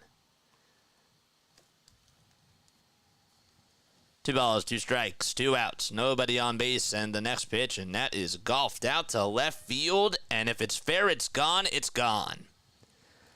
Alex Call able to just pop one out to left, and that's the second game in a row where he has homered against the Phils, so Call and Ruiz have been doing a lot of the damage against the Phils. And it's 3-2 Washington as they take their first lead of the series. Actually, that's a lie. That's their second lead of the series. Rob Thompson's going to pull the plug. So Taijuan Walker, his day is done. And we have a pitch and change. It's now 3-2.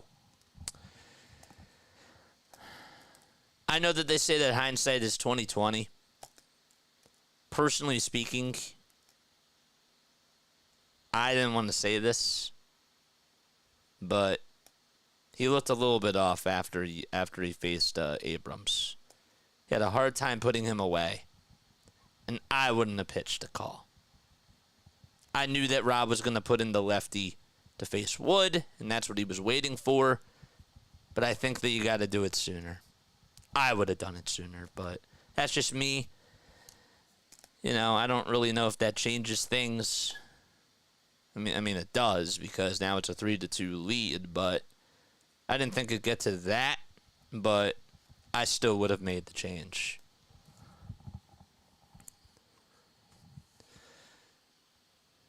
I feel like driving is my superpower.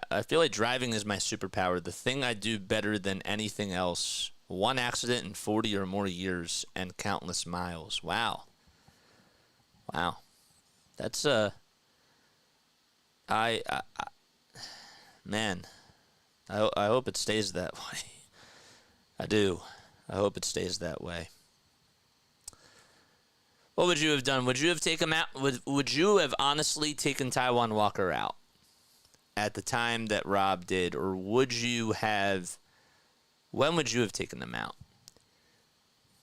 Instead of pulling him, let's have him go and give up another home run. I mean, it wasn't a terrible outing for Taijuan Walker. Why is Walker still in the rotation? Well, tell me, who else do they have? Tyler Phillips has struggled over the last couple of games and just got sent down. Rangers hurt. Spencer Turnbull's hurt. Who are you going to? Colby Allard, who hasn't really been consistent?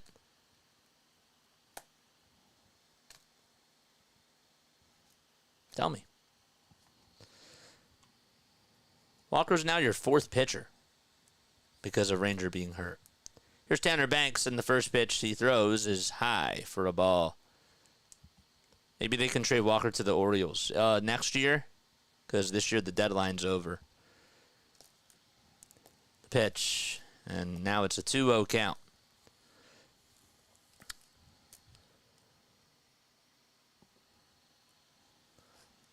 Two balls, no strikes. And that is outside for ball 3. Doesn't matter how good he pitched earlier, he will be remembered for giving up the lead. 3-0, and that's low for ball 4. So Wood has walked in 2 straight plate appearances in a row. Get Blanton out of the stands. Darpus is no one, and I mean no one, is picking up Walker's contract. And he's right. Who in their right mind would do that? The pitch to Ruiz. Ground ball, rolled over to shortstop, and the underhanded toss over to second will get the 3rd out of the inning. But the Nationals do go up by 1, thanks to a solo homer by Alex Call. Bottom of the 5th coming up. Phillies are down 3-2. Okay. Let's take a sip of water right now.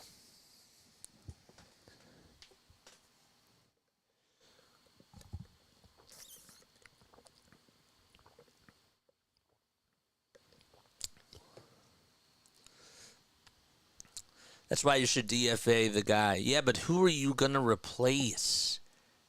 Like, everybody thinks that anybody is better than Taijuan. I'm not even trying to be a Taijuan Walker stan here. But let's be real. Is Colby Allard better than Taijuan? I'm asking like a legitimate question. Let's actually have this discussion.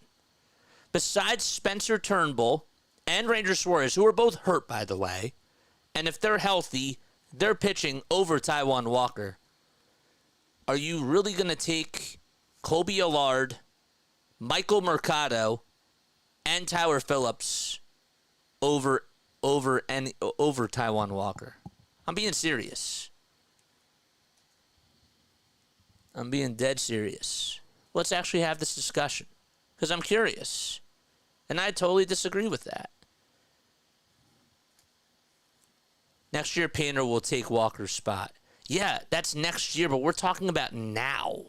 We're talking about in the moment for the rest of this year. Does it really pay to cut the guy now? Because I think that you have to have an arm. You have to have an innings eater somehow, some way. I actually proposed the idea to Larry, have maybe that game be a bullpen game and then just have him come in like the 2nd or 3rd inning or whatever and just have him give you 3 innings. But I don't know. I don't think it's just as simple as cutting him right now because they have 2 guys that are hurt. 1 ball, no strikes to Kyle Schwarber.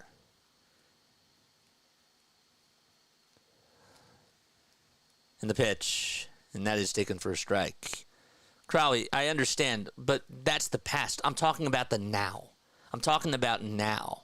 Yes, I get your points about Spencer Turnbull being left into the rotation when Taijuan Walker originally came back from his first injury. Correct. Yes, Jonathan, that's correct. 2 balls, 1 strike. You got to wait until the offseason. 2-1 pitch. Grounder hit over to shortstop, and Schwarber's hustling, but the throw does beat him from C.J. Abrams, and there's 1 away. So Jake Irvin gets the first out made.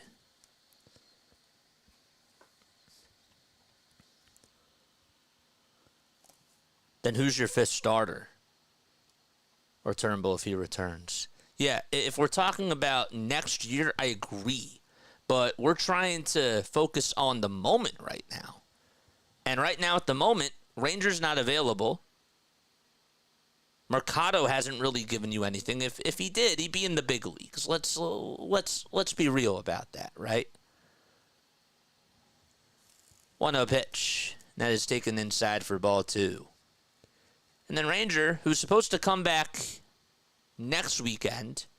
I don't think it's been official yet, but there have been reports that I've seen that he could be back against the Kansas City Royals. But I'm just saying, do you think that even right now, the Phillies should cut Taijuan Walker? You got to wait. You have to wait. At this point, you need arms. 2 balls, 1 strike. And the next pitch is upstairs for ball 3. Turner is 2 for 2 today. He has singled and homered. Let's see the Trey Turner emojis in the chat, guys. 3 balls, 1 strike. And the pitch to Trey Turner is popped up, and it goes foul behind the plate. That pitch was right down the pipe, too. Charge! Payoff pitch, and that is slapped out of play. And we'll find the seats. 18 more subscribers until we get to 3,900.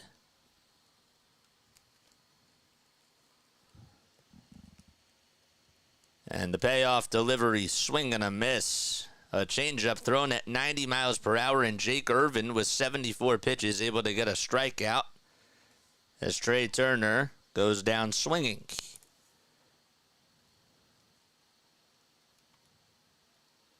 This is still a game, so I'm not worried. Can't cut him. Makes no sense. We can just complain about it. No, but I'm like legitimately asking though, because there are people out there that still think that the Phillies should cut him right now.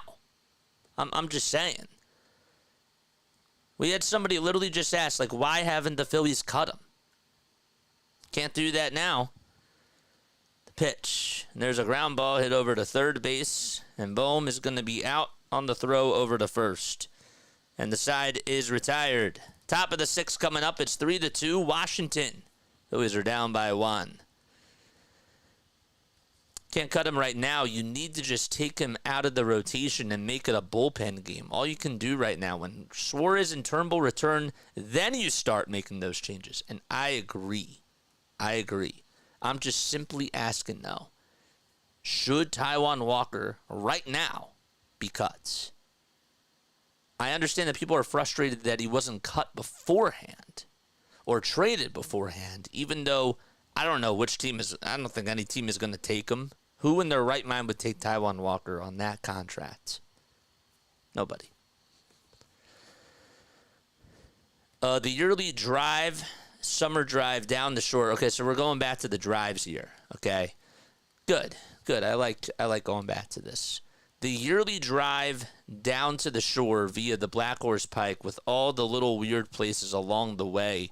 Route 40, or Route 40 to the shore past Cowtown in summer with all the produce stands, etc. So the Black Horse Pike one, or going to the shore past Cowtown. Cool. Very cool.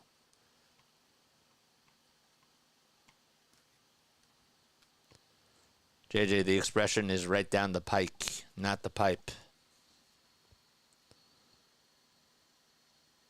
I've heard it down the pipe, too.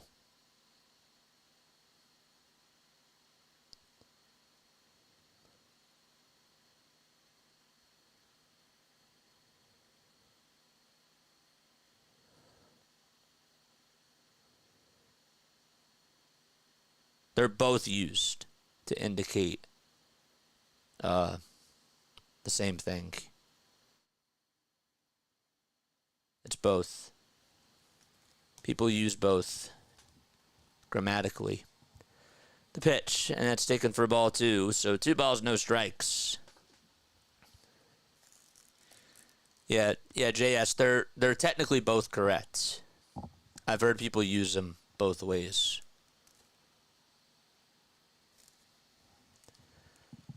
Three balls, no strikes, and Banks gets set and delivers. That's taken for a strike, so it's now a 3-1 count. Top of the 6th, it's 3-2 Washington. And the 3-1 pitch swung on and missed. How about you guys? Have you you've heard it both ways too, right, guys? The pike, right down the pike, and right down the pipe. Have you heard it both ways? Because I've heard it both ways. 3-2 on the way. Swung on and missed. There's a curveball that's thrown by Tanner Banks, and he's able to get a punch out to start off the top of the 6th.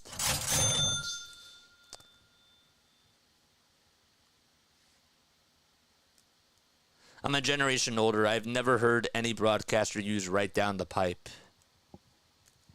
Well, I've heard it. How many of you have heard it? Besides on here. How many of you have heard another broadcaster do it? I dislike when people are literally and figuratively interchangeably. Thanks. I've heard pipe/pike interchanged. Yeah. Pitch on the way. Popped up and hit out over towards shallow right field. And Castellanos is there to make the catch. Yeah, I've heard it both ways too. I just wanted to know if I was the only one. 3 Steps says I've heard it both ways. All right. Because I'm always looking to be corrected. Like, if I am wrong, I am. But I should say pike more. But yeah. Jose Tena is up to bat. And the 1-0 pitch. And that is taken on the outside edge for strike 1. 1-1, 2 outs, top of the 6th, nobody on base, and the 1-1 pitch that is swung on and missed for strike 2.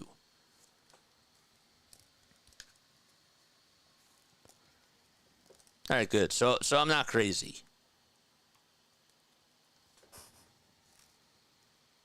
I've heard both expressions, okay? 2 balls, 2 strikes, and 2 outs in the top of the 6th. It's like RBIs and RBI. I say RBI, but really you could say RBIs too. 2-2 on the way. Line drive, hit out over towards left center field. And the throw is going to be drawn over to second, but sliding in there safely will be Garcia Jr.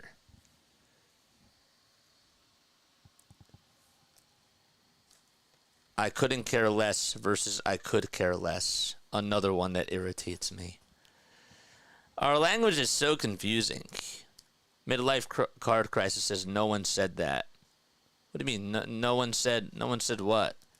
Pike versus pipe. Both actual sayings, both legit in this context. Yes. Time is called on the mound here. Nationals do lead a 3-2. Travis Blankenhorn is up to bat. Sitting over on the left side. He's 0 for 2 tonight. So now Caleb Cotham is going to go out there for the 2nd time today. Okay, the old-timer broadcaster said Pike. Maybe newcomers thought that they were saying pipe, and so they started to say that too. No, it's... Okay, hold up 1 second. How do I explain this correct? All right, so according to Merriam-Webster dictionary here, okay? And we'll save this for the bottom. We'll save this for the bottom of the 6th. To be continued with this conversation. The pitch, and that's taken for a strike. We'll save this conversation. We're gonna table this. Okay. I'm 64. It's been Pike for as long as I can remember, says Bob. All right, the pitch on the way. Line drive it out over to right field, and Castellanos will play it on the bounce. And coming on in to score is going to be Garcia Jr., so it's an RBI single by Chaparro. Got a pitch right down the middle, and Banks. That's the 2nd outing in a row, I believe, that he's given up an earned run. Yes, in the context, pipe works also. I'm not arguing that. No, I understand. But I've heard it both ways. Up the pike or down the pike, you know what it means. But people also say down the pipe as well. It's both. I like this little back and forth. It's cool. I like it. I like it. It's cool. When two things can be true, it's great. 0-1 pitch. That's taken for a strike. Yeah. We'll table this conversation. So it's 4-2 in the top of the sixth. Nationals just got another run on an RBI single by Andres Chaparro. And the 0-2 pitch on the way, and that is bounced foul. Don't forget to like and don't forget to subscribe, people. And also make sure that if you are interested in becoming a member, all you got to do is click this link down below. Nothing in two out, stop at the sixth inning. And the next one is wide for ball one.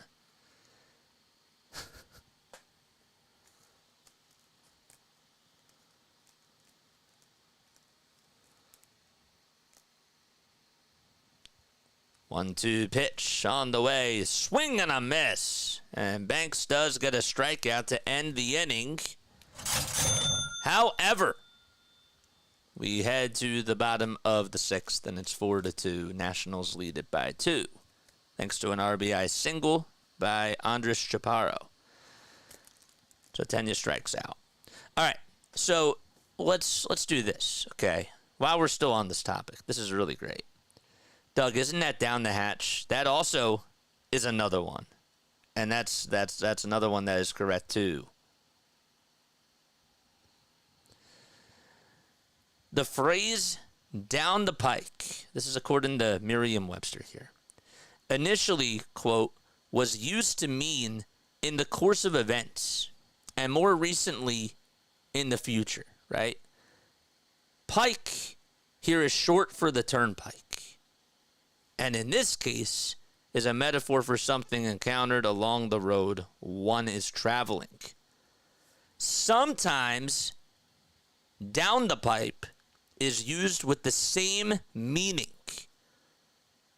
probably showing a conflation of the similarity between the words pike and pipe and the phrase in the pipeline, meaning things to come.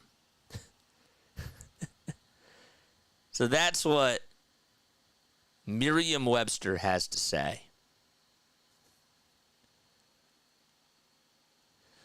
It's like, I'm trying to think of like another really good analogy here. It's hard. It's hard. But I've heard it both ways. I've heard it both ways. And I think that we can all come to the conclusion that we've heard it both ways. And maybe it's more modern to say down the pipe. But the pike is also correct too. Two wrongs don't make a pike.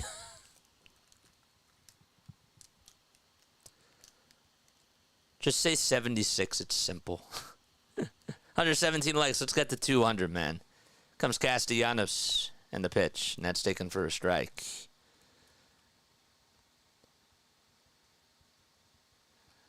So here's another example I'll use, right? Pitch on the way, and that's taken low and away for a ball. So there's also a term, that a pitch is taken right down Broadway, right? That is correct. Grammatically.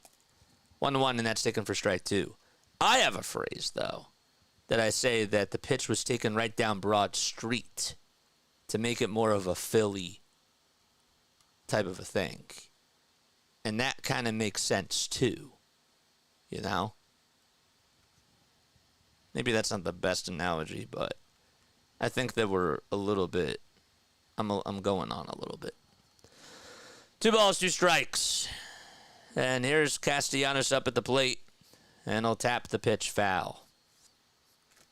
Now you're going to have that stuck in my head. Nonetheless, the moral of the story, I should be saying pike more, too. Jake Irvin on the bump. 2 balls, 2 strikes. 80 pitches. And he's pitching in the bottom of the 6th.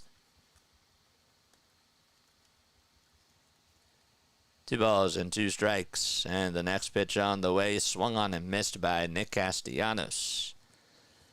And Irvin does record his 5th strikeout of the day. That's the first time that Castellanos has been retired.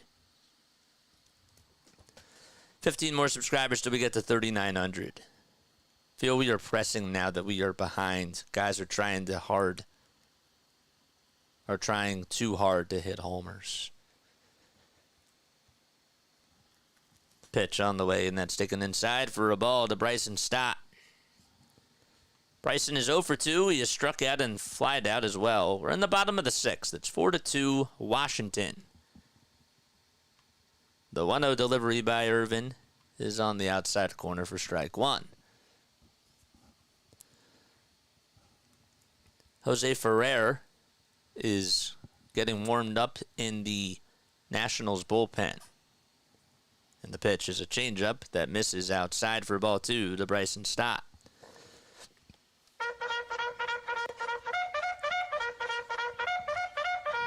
Charge!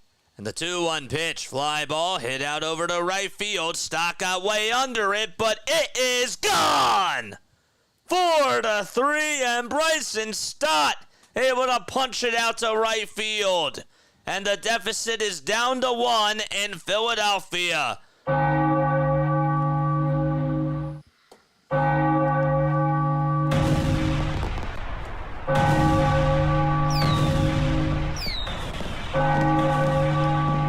We'll take it.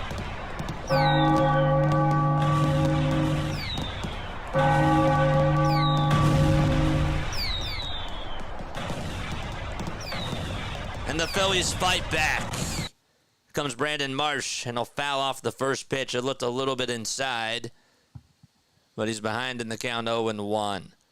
Let's see the pencils in the chat for Bryson Stott. That's what I want to see. 0-1. And the pitch to Marsh. There's a fly ball hit out over to right field. That's going back towards the track. Back-to-back checks for the Phils.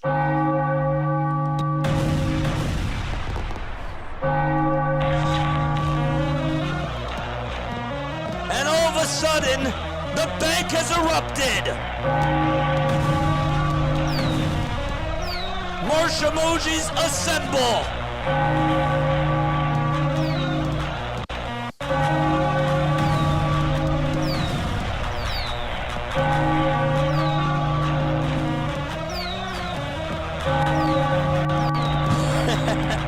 A little salute to the fans as well.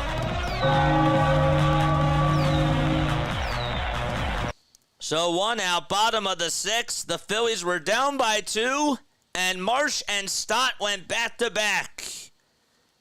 And the pitch to Sosa, swing and a miss.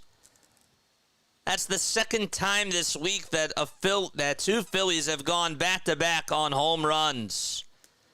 And the 0-1 is fouled away. We're still in the bottom of the 6th.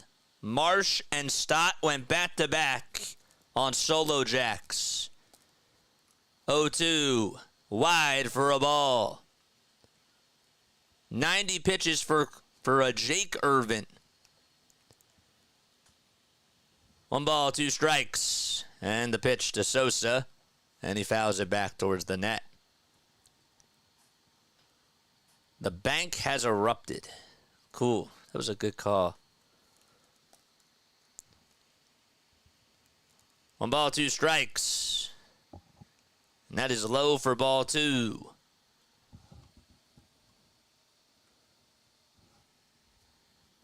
Wave those rally towels in the chat, guys. Come on. 2-2 pitch. And that got a little piece of Ruiz as Sosa fouls it off. Edmundo Sosa went back-to-back with Kyle Schwarber. That was against the Dodgers.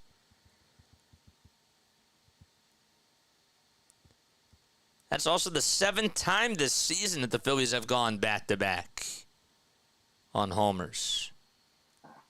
2-2 pitch, ground ball, foul ball towards the third base side.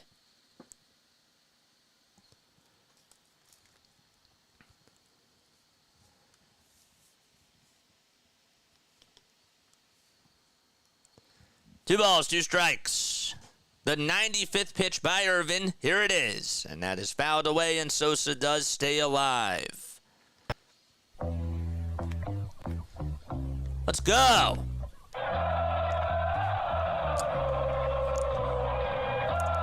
Whoa,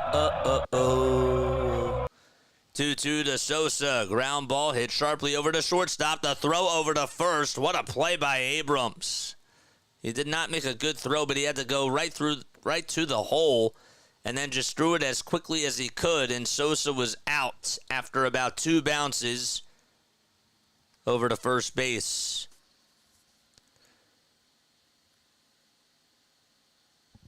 That's the second out of the inning, and Cal Stevenson is coming up to bat. A brand new game.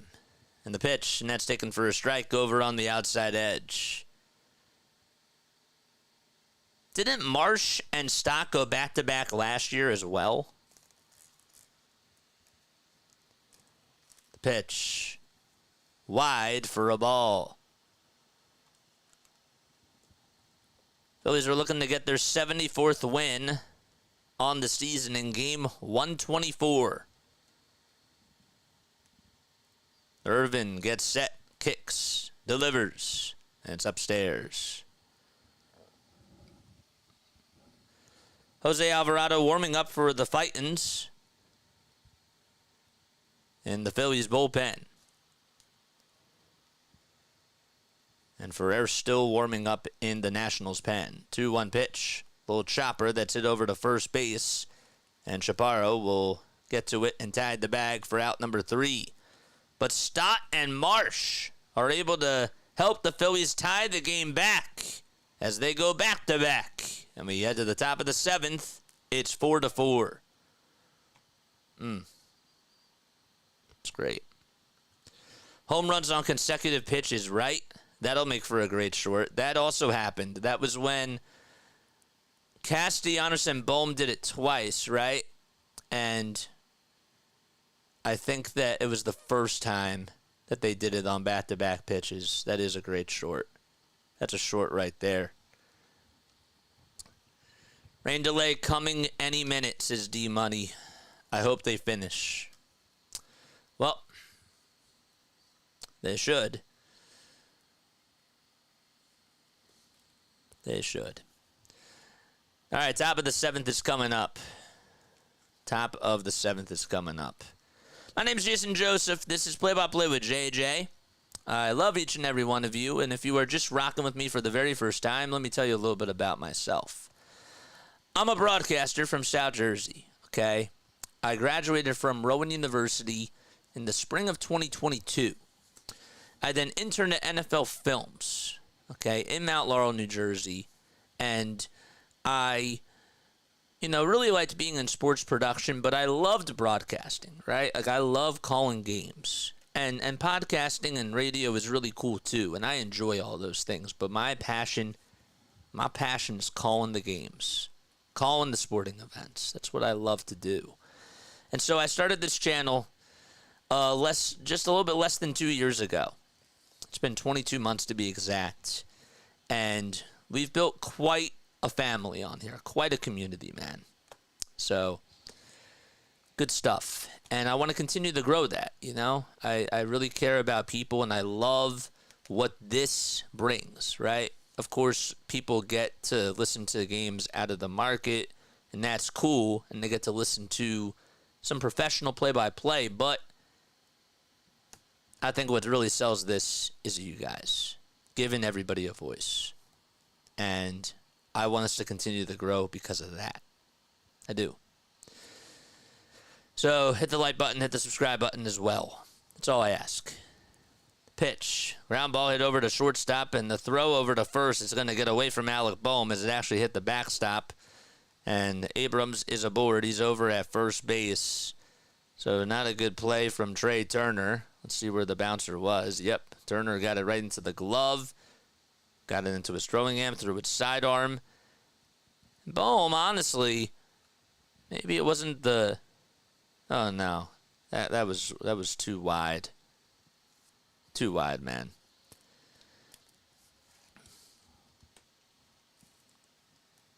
So that's a throwing error on Trey Turner. Pitch on the way. That is taken on the inside edge for strike one. Thanks for that intro, JJ. Yeah, I don't like to do it too much, but I also understand. Listen, we have people that are tuning in, and sometimes you just gotta toss back over to first is not in time. I learned a lot in college when I was doing stuff at the radio station, okay? And the first thing that I learned, not even from pressing buttons or playing all that sort of stuff. The first thing I learned is when you're on the air, say who you are. When you give the identification of the station, say who you are too. And you'd be surprised by how many people don't say their name or how many people don't even give their title. And that's something that I don't like to do too much on here, but it's something that I probably should do more. It's like time and score.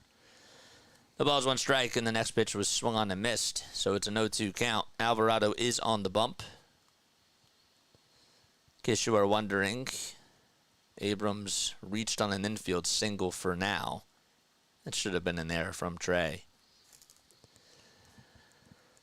0-2 pitch. That is in the dirt. It's now a 1-2 count.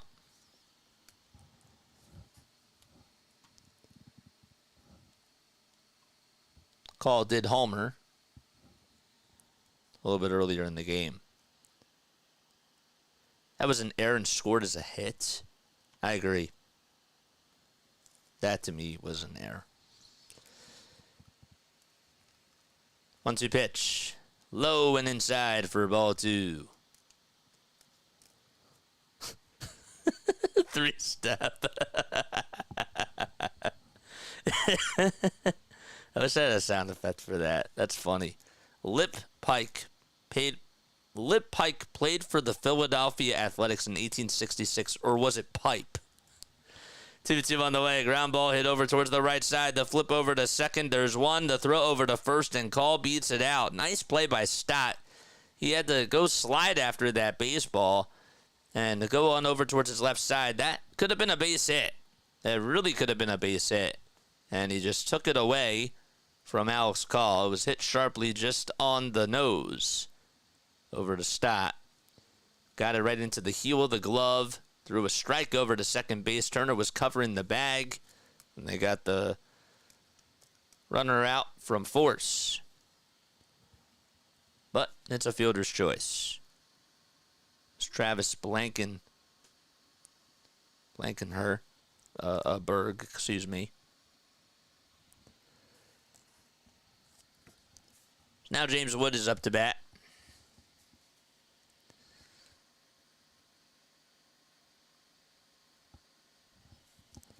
Top of the seventh.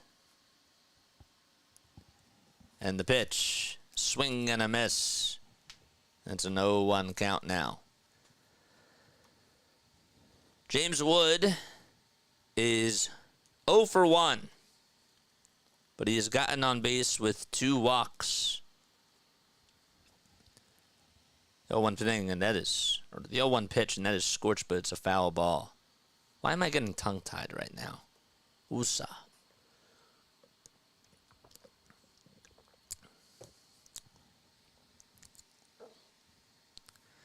Nothing in 2 to James Wood.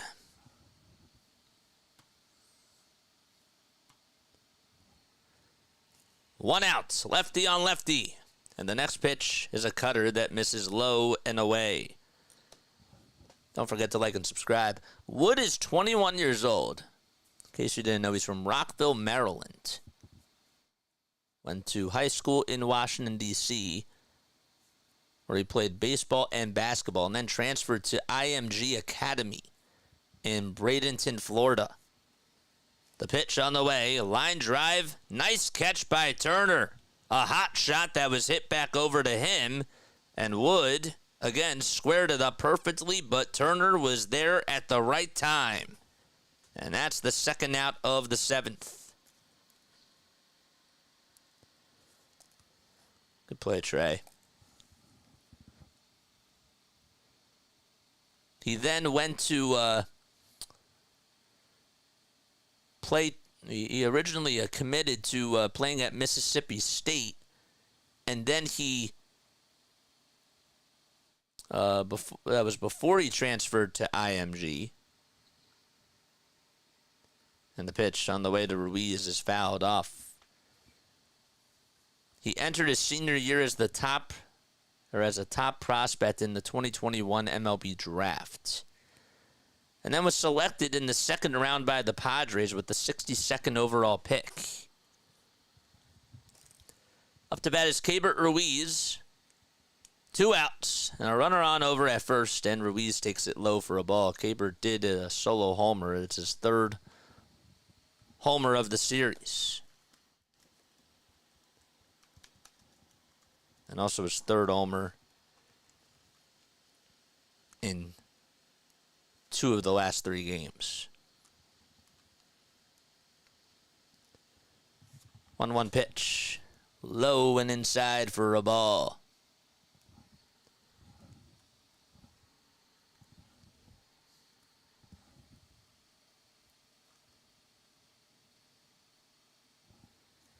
Two balls, 1 strike.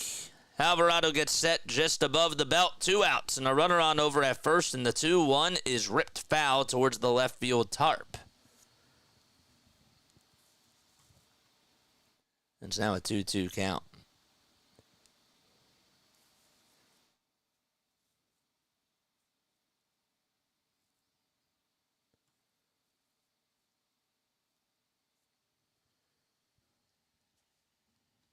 First time the Phillies and the Nationals met was on April 17th of 1969 at Connie Mack Stadium. That's when they were the Expos. Montreal Expos. The 2-2 pitch. That's fouled away. The Expos actually shut out the Phillies by a score of 7-0 in that game.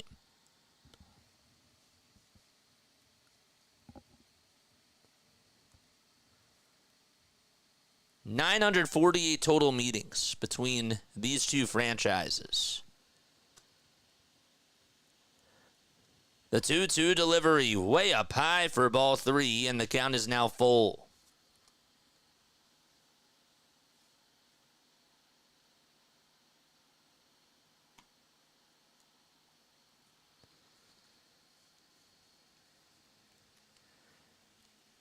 Ruiz at the plate. And Alvarado on the bump. The payoff pitch. Another foul ball. And Keibert does stay alive.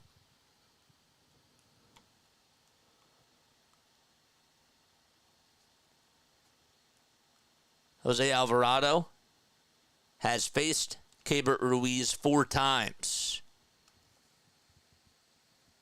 Keibert is 1 for 4 against him with a single. 3-2 pitch, and that is fouled away. It was a cutter that was heading towards the dirt. It spelled nothing but trouble, and Ruiz just defensively was like, I got to take a hack at that. And he was sort of guessing.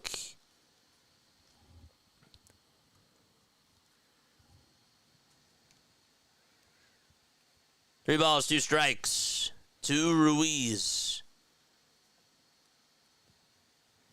And the payoff pitch on the way. Another foul ball that was low and inside, and Ruiz still swung at it. Wow. That's cool, Shay. Very cool.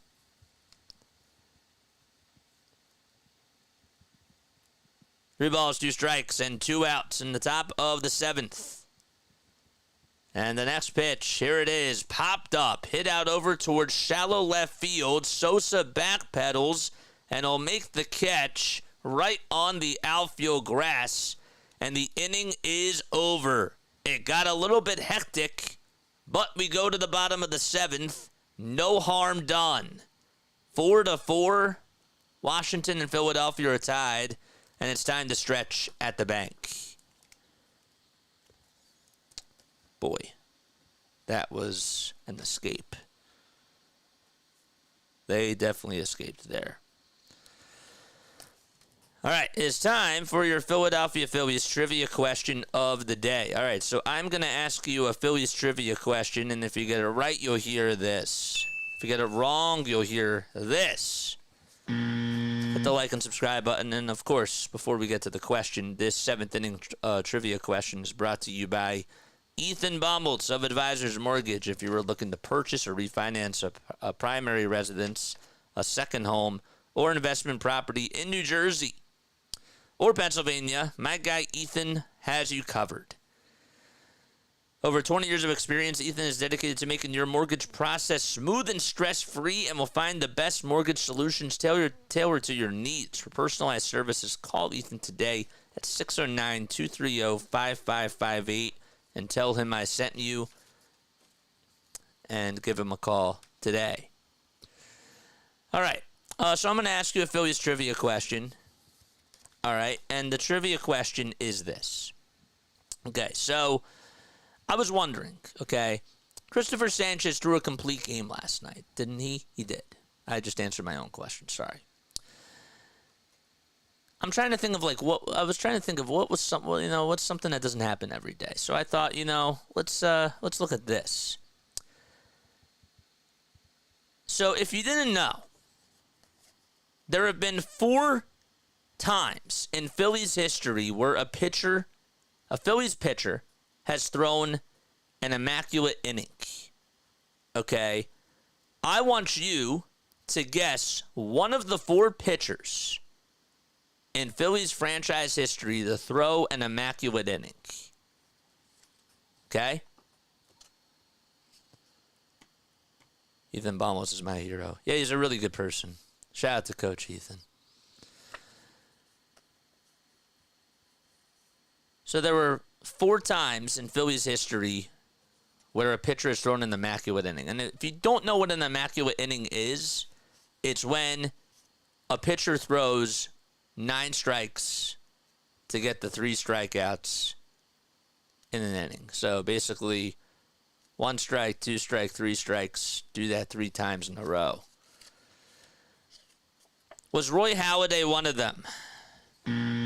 Steve Carlton? Nope. Neither one of them threw an immaculate inning as a Philly. Tommy Green? No. Lefty? No. Nope. Everybody says Carlton first. Nope. Tommy Green is also incorrect as well.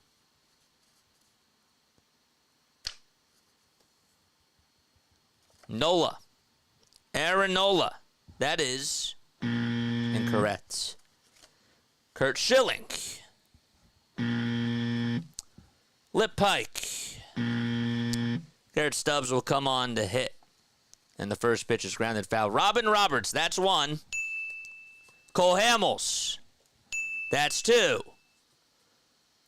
That's 2. Mulholland. Ranger. Nola is 1. Nola didn't do it. I'm sorry.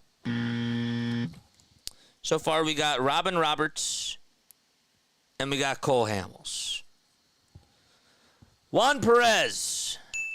Got it. And there's 1 more. The ball's 2 strikes to Garrett Stubbs. Jose Ferrer is in the pitch, and the next one is outside for a ball. Jeff Hoffman. Incorrect. Cliff Lee.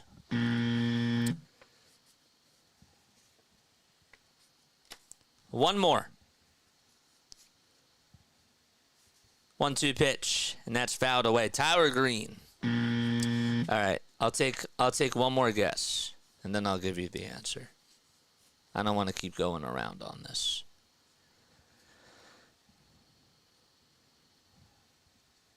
One ball, 2 strikes, and the next pitch is outside for ball 2. So 4 Phillies pitchers have thrown an immaculate inning in Phillies history. 4 pitchers have thrown an immaculate inning in Phillies franchise history. Who were they? Andy Ashby. That is correct. Good job. You got all 4.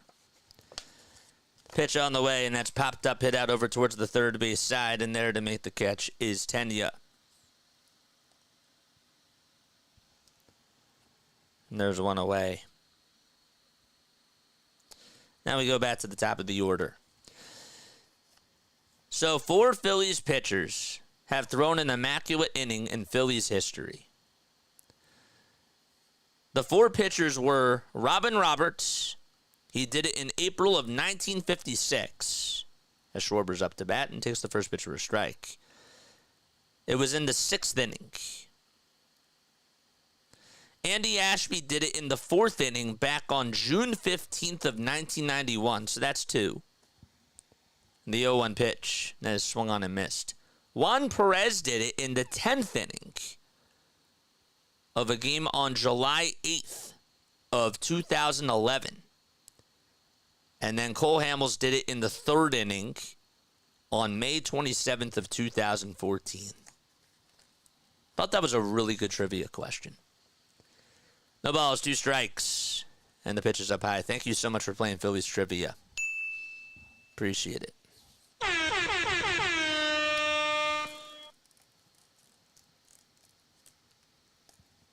1 ball, 2 strikes. Kyle Schwarber up to bat. He's hitless in 3 at-bats. There's 1 out, bottom of the 7th. Let's get back to the play-by-play real quick. Ferrer gets set at the belt and fires, and it's low and away for a ball. See the Schwarber emojis in the chat. Come on, man. I better see my members getting at it. 344 people watching. Let's get 344 likes.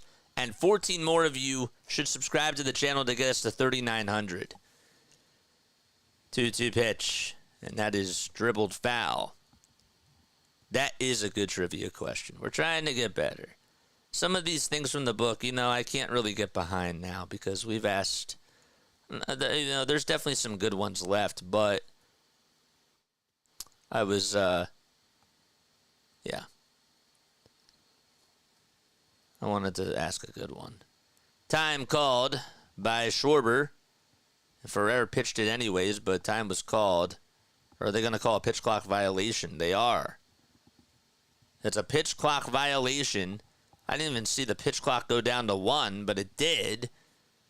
And it's a 3-2 count.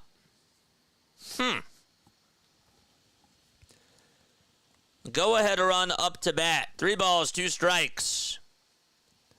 And the pitch on the way. Ground ball into center field for a base hit, and Kyle Schwarber gets on with a single. Took a wide turnover at first, but he'll retreat back over towards the bag, and the throw is cut off. So Kyle gets on with a 1-out single, and he gets his first hit of the ball game. Where's the Kyle Schwarber emojis? We got the Schwarbomb, and we also have a Kyle Schwarber emoji on there as well.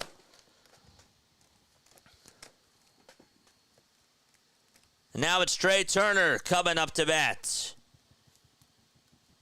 First pitch to Trey, and he smokes it, but it's a foul ball.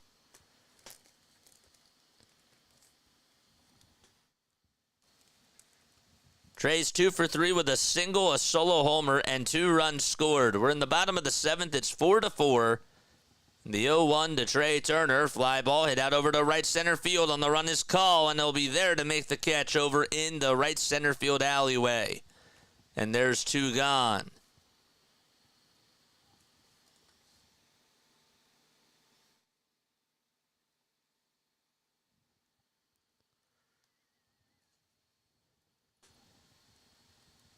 Two outs, bottom of the 7th. And a runner on over at first. Phillies are 8 games above the Braves and 9.5 above the Nationals, and we're going to have a pitching change as Dave Martinez has seen enough from Ferrer. And up to bat is Alec Bohm. So we have a pitching change first. All right. Thumbs up button and subscribe button. Let's go. We didn't get to do that. Come on, baby.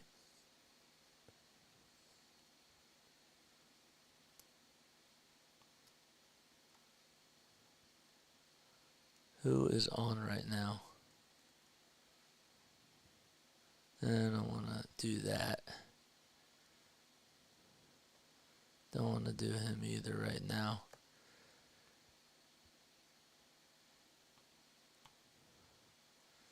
We'll do this guy.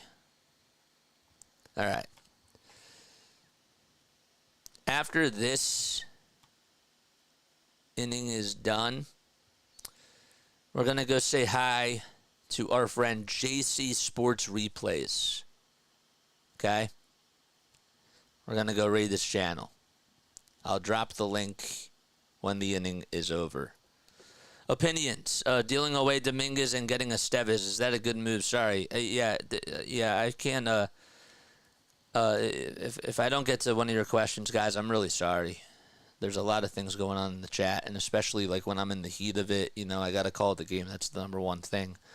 I like the Estevez move, man. I do. I think that getting Estevez helped the bullpen. I didn't think that it moved the needle, but Estevez has been one of the best relievers in baseball, so I don't know. JS feels too early to even judge. What do you mean? He's better than Dominguez this year. Yeah, you had to go get him. And it was a great move because you got rid of a 26th and 29th prospect. What's not good about that move? Like that's a good move. It's not a great move, but it's a good move and it helps the bullpen. Jacob Barnes is now going to come on in to pitch for the Washington Nationals. All right, so Bohm is up to bat. Let's see the Bohm emojis. Come on. And the pitch swung on and missed.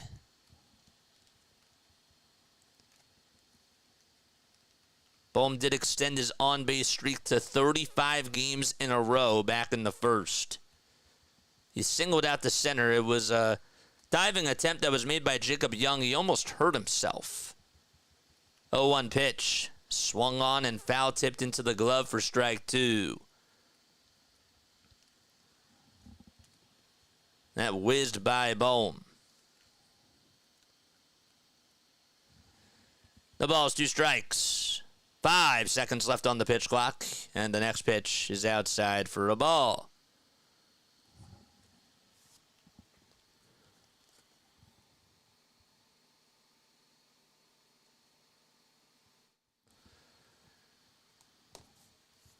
One and 2 to Bohm. As he's 1 for 3. And the next pitch is low and outside for ball 2.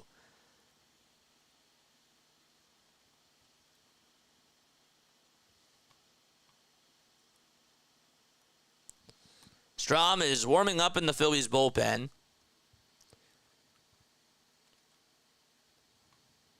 2 balls, 2 strikes now. And 2 outs. The next pitch to Alec, and he fouls it back. This is a good at-bat, man. Very good at-bat by Alec Bohm.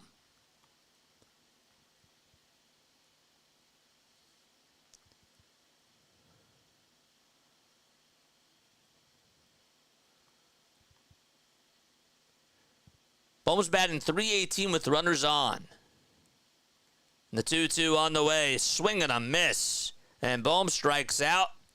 And Barnes comes in to close the door in the 7th inning. We're able to put out the fire, if you will. All right, we go to the top of the 8th. I'm going to take a very quick step off, all right? I want us to go say hi to Stratomatic, okay? We're going to go say hi to him. And I'm going to take a very, very quick break. So let's go say hi to Stratomatic. Whoops. That was weird. My keyboard just literally did that. We're still alive, right? Hopefully we're still alive. Okay. Still alive. All right, be right back. Good.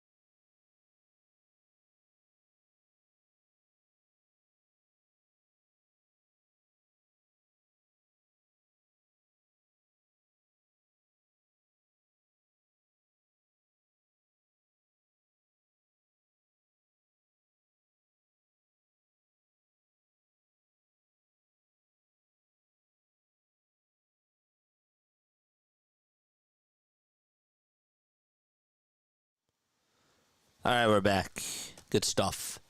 All right, Jose went over to say hi. Doug also went over to say hi, and so did David. Let's go. Awesome stuff. 314 people tuning in. If you guys enjoyed this play-by-play content, hit the thumbs up button, hit the subscribe button as well, and turn on the notification bell icons. What did I just press?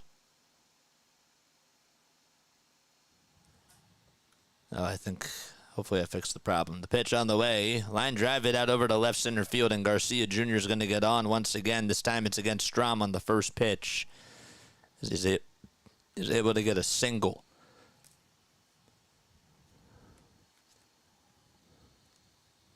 Just wanted to say hi, my guy.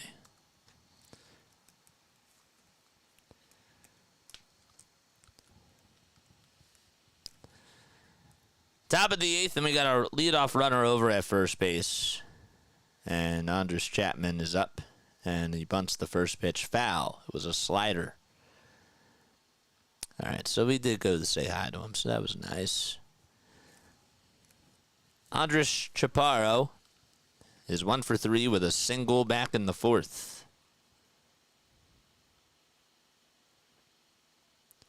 Strom gets set at the letters and fires. It's upstairs.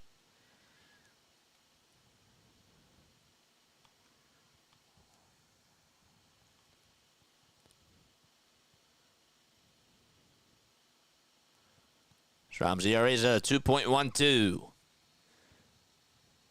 1-1. Fouled back towards the screen. Strom has gone 5 2/3 in the month of August and has 6 strikeouts and only 2 hits surrendered. In the month of July, though, he went 9 innings and he had a 6.00 ERA. 1-2 pitch. Fouled back towards the screen. So the Phillies are tied 4-4. They lead the series, though, 3-0, and they're looking to extend their winning streak to 5 games in a row.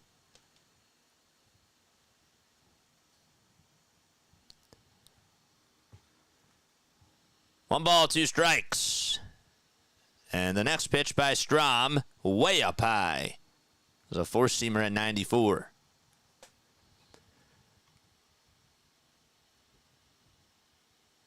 Strom did pitch on Friday and went 2/3 of an inning with a hit allowed and a strikeout to help the Phillies win 3-2, and he got the hold. The 2-2, and that's going to go over the head of Garrett Stubbs, and, well, going on over to second base will be Garcia Jr. as he advances. They're going to call that a wild pitch, and the count's now full.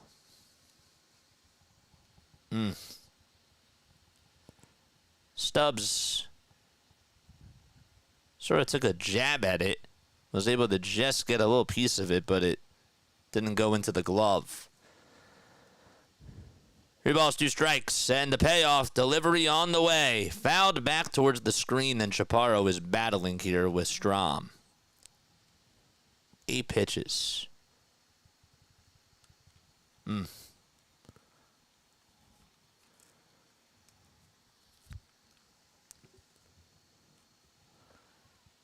Garcia Jr. over at second. He's the go-ahead base runner. And the 3-2 pitch, another foul ball. That sinker was at 93, and Chaparro is still continuing the battle.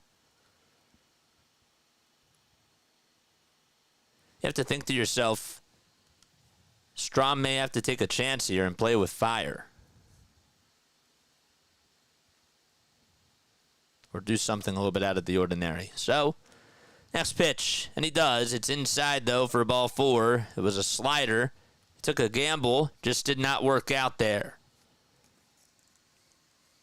And Chaparro gets on with a walk. So, there's nobody out. A double play could be a Phillies' best friend here. We're knotted up at 4 apiece. Top of the 8th.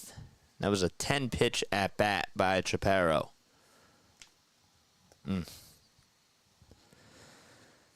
Jose Tena will get a crack at Matt Strahm here. Lefty on lefty. Garcia Jr. at second. And the pitch looked a little bit inside, but it's called strike one. Mickey the Poet, thank you so much for subscribing to the channel. Appreciate it very, very much.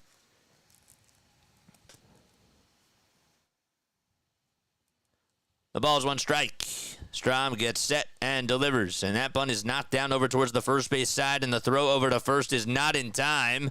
So Tena plays some small ball. And now the bases are loaded. And it worked out. A little drag bunt over to first. Bohm had to run on over to get to it. Or Strahm did, excuse me. And now there's bases loaded with nobody out. That was executed perfectly.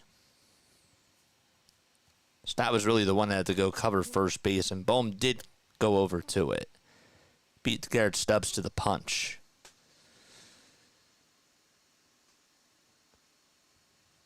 So bases loaded, nobody out. Not a good scenario at all whatsoever.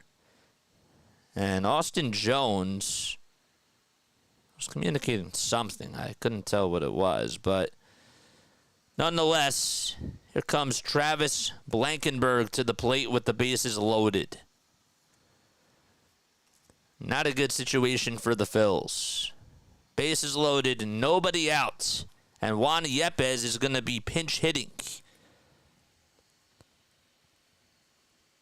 So Dave Martinez wants to roll the dice. Young waits in the on-deck circle. And hold your breath. Infield playing at a double play depth.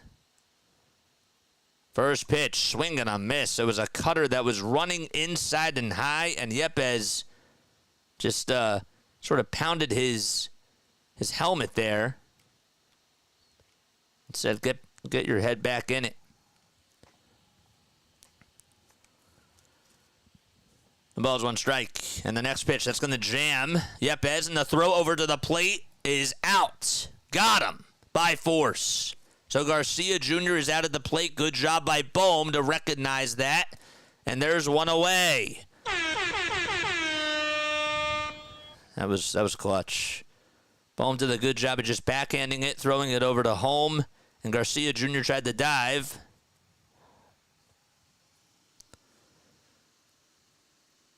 So Yepez grounds into a fielder's choice. He's over at first now. Now it's Young who's coming up to the plate. The first pitch is taken for strike one. Right at the kneecaps.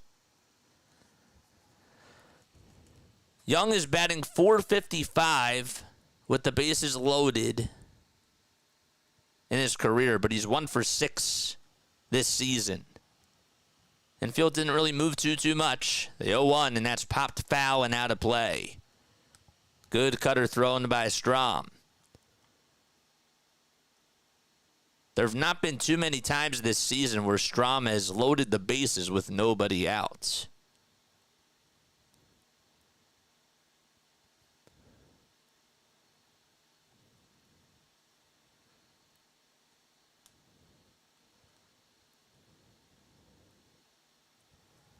The ball's 2 strikes. And the next pitch on the way. Fly ball hit out over to right center field. Stevenson will call off Castellanos, and Stevenson will make the catch. Tagging up from third and coming in to score to make it 5-4 will be Chaparro. So he scores, and the Nationals retake the lead. It's 5-4 in the top of the 8th.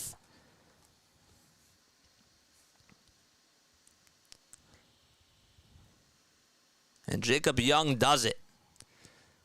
Sorry about the score. We'll change that right now.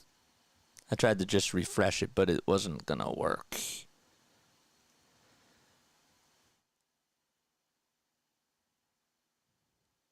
So the Phillies do surrender the lead. Now you just got to get out of the inning. Abrams is coming up to bat, and the pitch way up high for a ball. And Strahm was wild on that pitch. Good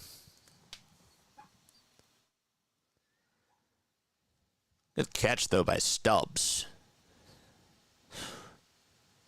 you're in a squatting position, and you just got to jump up. It's not good for your knees. The 1-0 in there for strike one.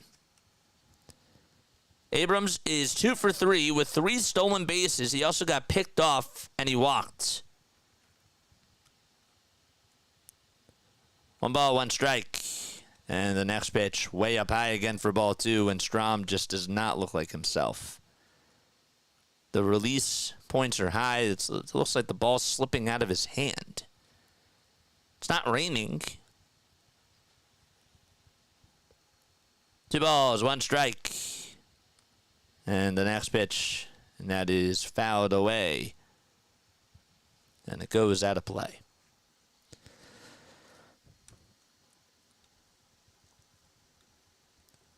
If there is any good news, the Phillies at least will have Trey Turner, Alec Bohm, and Nick Castellanos due up in their half of the inning.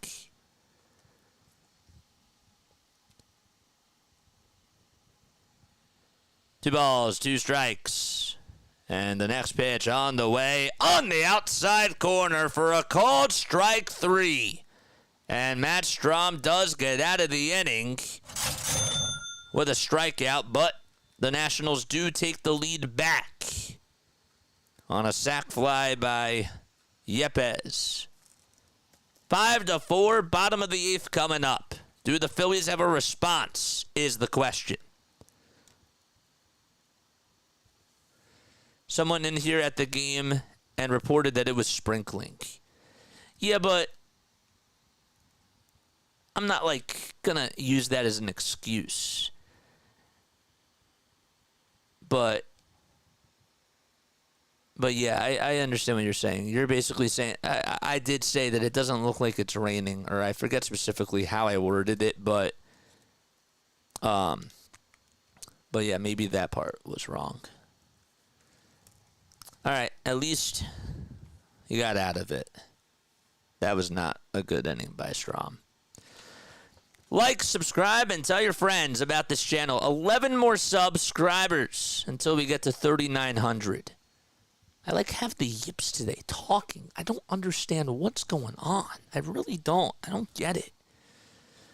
I knew it when you said Matt Strom was warming up, says ETK. Yeah, he's been off a little bit. I know that the stats don't lie, and they say that, he hasn't given up a run in the month until today, but I remember that there were a couple of pitches that could have been home runs off of him if it weren't for bad timing. And even just, your eyeballs are telling you that something just doesn't look right. A couple wild pitches, right? Some of the pitches were supposed to be low, and then Stubbs just reaches up high. Has to get into a standing position. So that's a little bit concerning. I'm not going to lie. I'm a little bit worried about him.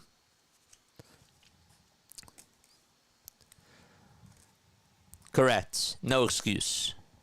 Correct. Bottom of the 8th inning. Both teams have 9 hits. Excuse me. So Castellanos is coming up to bat, and he'll lead off the inning.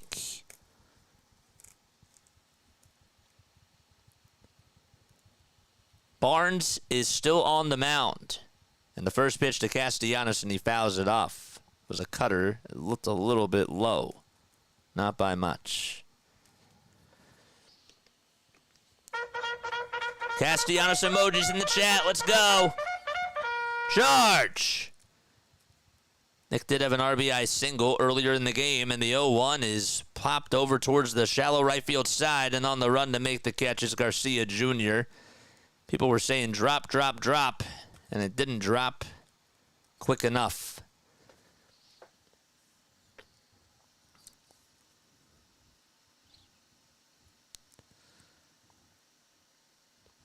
So Bryson Stott's coming up. And the last time Stott was up, well, he went back-to-back with Brandon Marsh on solo jacks. Stott's coming up, and we have time called Stott is out of the box, and Ruiz looks like he's going to get his helmet adjusted.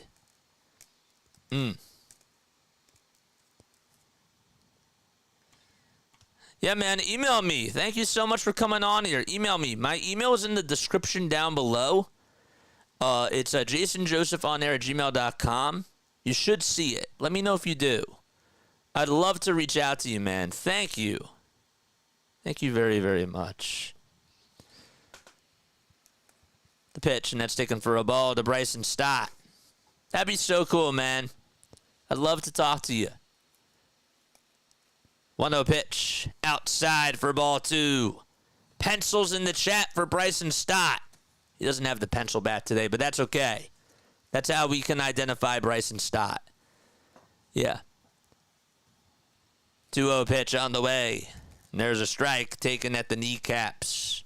So 2 cutters thrown that were outside for balls. And this time the cutter is towards the center of the plate. Kyle Finnegan is warming up as well as La Sorsa. And the 2-1 is on the outside corner for strike 2. Finnegan. I mean, he has really struggled against the Phils. Jeff Hoffman will warm up for the Phillies, and they'll pitch the top of the 9th, it seems like. 2-2 to Stott, and he fouls it off over towards the left side.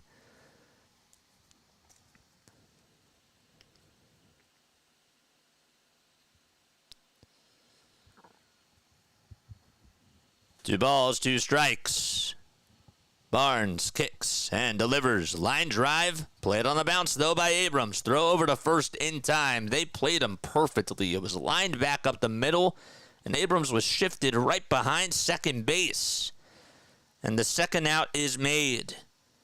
And Brandon Marsh is coming up to bat. Boom, boom. Here we go, Phillies. Here we go. 2 outs. Bottom of the 8th inning. It's 5-4 Washington. And the pitch way up high and outside. It's a 1-0 count.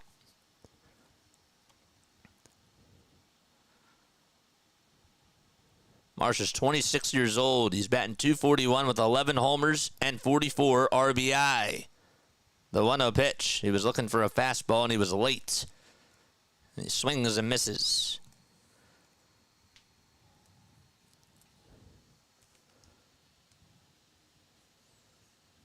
Hoffman's going to pitch the top of the 9th, but first, Marsh up to bat. And the pitch. Low and outside for ball 2.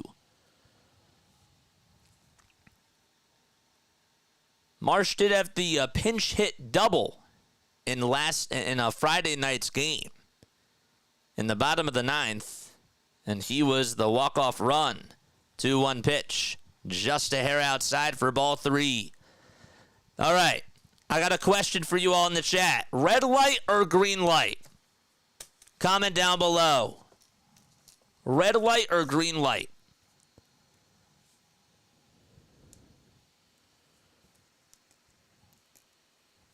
Three balls, 1 strike. And the next pitch to Marsh, and he fouls it away.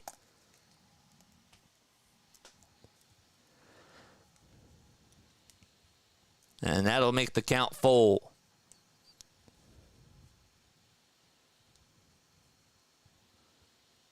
Five seconds left on the pitch clock.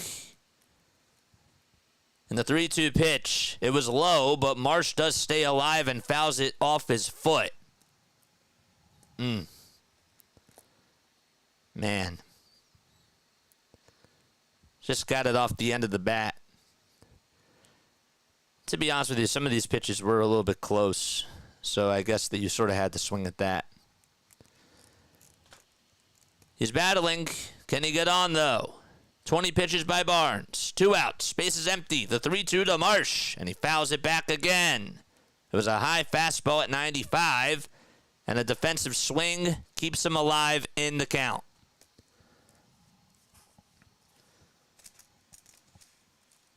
Don't forget to like and subscribe, guys. We go on for every single Phillies, Sixers, and Eagles game. Payoff pitch. There's a ground ball hit over towards the right side, though, and the flip over to first. Good play made over at first base by Chaparro. And Barnes went to go cover the bag, and there's a 1-2-3 inning, so we go to the top of the ninth. It's 5-4 Washington. And Hoffman's going to come on in to pitch.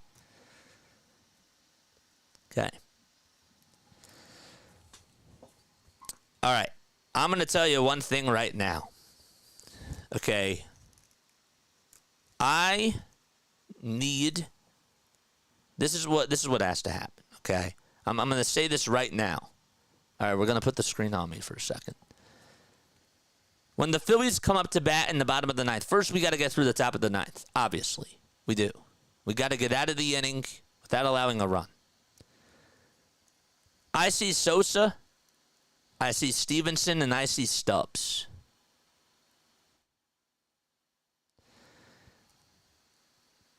I need Bryce Harper to come in to pinch hit. I do. I need Harper to come off the bench today. Or JT. I need one of them, if not both of them, to come on in the pinch hit. I want that. That's on Rob. I'm taking notes in this bottom of the ninth inning once we get there. If the game is still like this, okay? You have to put in JT. And you should put in Bryce Harper. I would like to see Bryce Harper come on. I personally would put Harper in the pinch hit for Cal. Personally. That's how I would do it. If Sosa gets on, great. Against Finnegan or whoever pitches, but then bring up Rice right after that. So, all right. That's how I feel. But what say you? Jeff Hoffman is now going to pitch for Philadelphia. Get to his stats in just a few moments. I agree, Jason. How badly do you want to win? Yes. Yes. Pinch hit for them. They have off tomorrow. I'm going to see how Rob Thompson is as a manager in the bottom of the ninth. Why what? Why would you pinch hit? Because you want to win the game. That's why. The pitch on the way, popped up, hit out over towards the first base side and foul ground, and Bohm makes the catch. He did a juggling act. It popped out of the glove first, and then he squeezed it as soon as it bounced out of the glove. And he makes the catch for out number one. And he also slammed into the net as well. The cap came flying off. The mitt was open. He tried to squeeze it, and then he sort of lost it for a second out in the air and was able to hang on by almost going behind his back. That's unbelievable. Whew. The pitch on the way, and that is outside for ball one. It was a little bit low as well. What a play by Bohm. Give him credit. He stayed with it, and he made the catch. 1 ball, no strikes in the next pitch. And that's fouled away. They're going to show replays of that all day. That's also going to be on MLB Network. I don't know how he caught that. 1 ball, 1 strike. And the next pitch is outside for ball 2. That was so close. David says, but you're not the coach, thank the Lord. Well, I'm just saying. 2-1 pitch, and that's inside and low for ball 3. What would you do, David? What would you do, man? Would you not pinch hit? Would you wave the white flag and just say, let these guys do it? 3-1 pitch, and that ball is smoked out to right field, and Woods leaves the yard as it hits off the Toyota sign, and it's 6-4.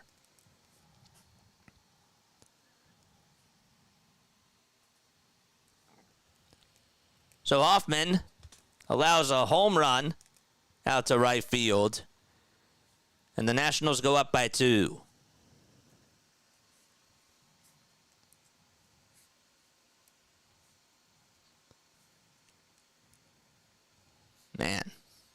That thing was crushed.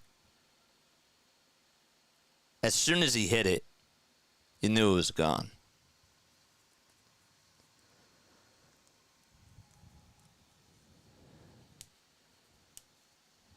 Pitch on the way. Popped up, hit out over towards shortstop, and Turner is there, and he'll make the catch for out number 2. David would come onto your channel and argue. Yeah, man. Platform is open, man. Always. What would you do? I'm just curious. Game's over. Nope, it ain't. It ain't over. Doesn't help, but it's not over. Top of the 9th, 2 outs, nobody on base. And the pitch on the way, ground ball into right field for a base hit past the dive of Stott, and Castellanos does get over to it. But Garcia gets on with another base hit. That's the 3rd time tonight that he has gotten on base. Was just able to roll it out over towards the right side. There was no chance that Stott was going to get there anyways.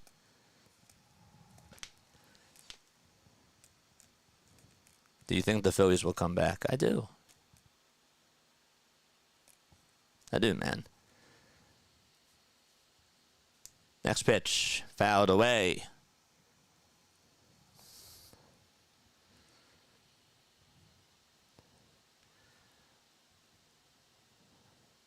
Andres Chaparro, 1 for 3 with a single, a walk, and a run scored. The ball is 1 strike. And the pitch, it's popped up and hit out over towards shallow center field. Turner sort of lost it, but Cal Stevenson will call him off and he'll make the catch.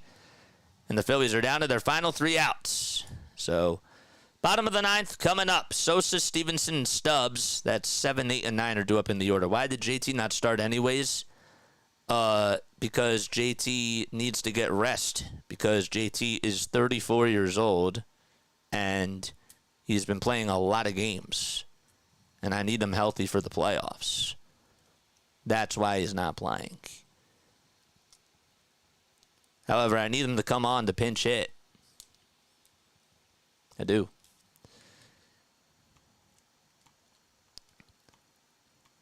Yes. Don't forget to like, and don't forget to subscribe as well. Day game after a night game, catcher usually gets the day off, especially if he's 34, especially if he's, getting up there in age. You need him healthy for the playoffs. You really do.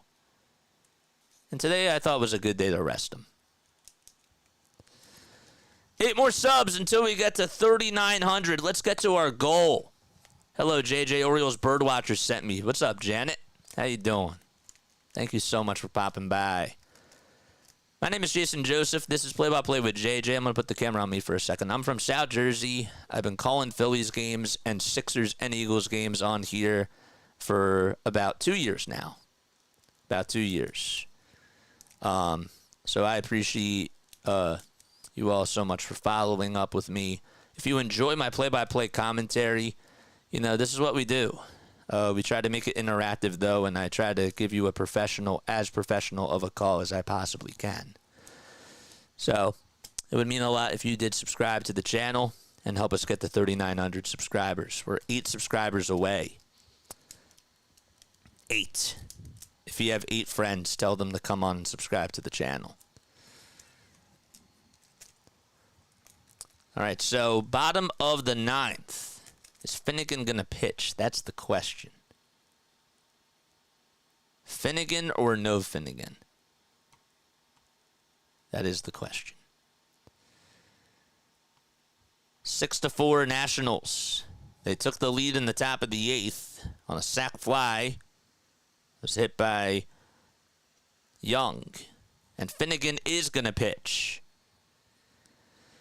So Kyle Finnegan, 30 for 34 in save opportunities.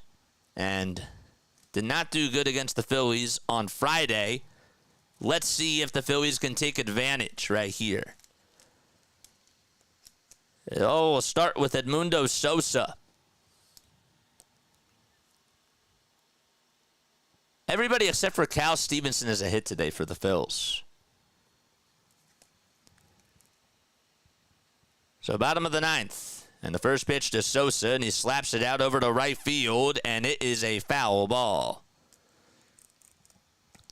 J.J. Lighton subbed on both accounts. Thank you, Janet. Appreciate it very, very much. All right. Edmundo is 1 for 3. 6-4 Washington. Bottom of the ninth. Phillies up to bat. The 0-1, and Sosa fouls it off and also lost the bat as well as it goes flying in the air over towards the visitors' dugout. Look out below.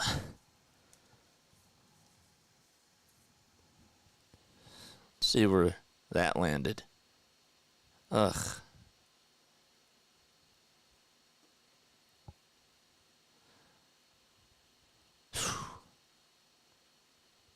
Gotta look out for those. 4 more subs, so we get to 3,900. Who is gonna be our 3,900th subscriber? Sosa had to go get a new bat. 0-2 is the count. Bottom of the ninth. Base is empty. Finnegan with pitch number 3 coming up as he gets set at the letters. Takes his time, now starts his motion in the 0-2 pitch. There's a bouncer that goes under the glove of C.J. Abrams out to center field. And Edmundo Sosa gets on with a single. And this, well, I got to tell you, Edmundo getting on, that's pretty big. And now the tying run is coming up to the plate. Was nice. I'm surprised that they weren't shifted back up the middle. It just went under the glove of C.J. Abrams. He tried to dive for it. So he leads off over at first. And Cal Stevenson is up to bat. And the pitch on the way, and that's a splitter that's taken right down the pipe for strike 1. Bryce Harper's not going to pinch hit. Wow. I'm shocked. Thank you, Cole ZTV. Appreciate it. 0-1 pitch. And Stevenson fouls it off. I can't believe Harper's not pinch hitting. But does it really surprise anybody? I guess not. Let's see if Cal can come through, though. No balls, 2 strikes. Finnegan kicks and deals the pitch. A ground ball hit over to the mound. The throw over to second. There's 1. And the throw back to first in time. That is a 1-4-3 double play. And Finnegan did a good job at leaping up on the bounce. Just got it off the top of the glove. And Stevenson, I think, was out by maybe a quarter of a step. He was. And, well, the Phillies are down to their final out. New subscriber here sitting for... Oh, thank you. Thank you, Dez. 1 more sub till we get to 3,900. Garrett Stubbs is going to come on up to hit for the Phils. And the first pitch looked a little bit outside. And that is taken for a strike.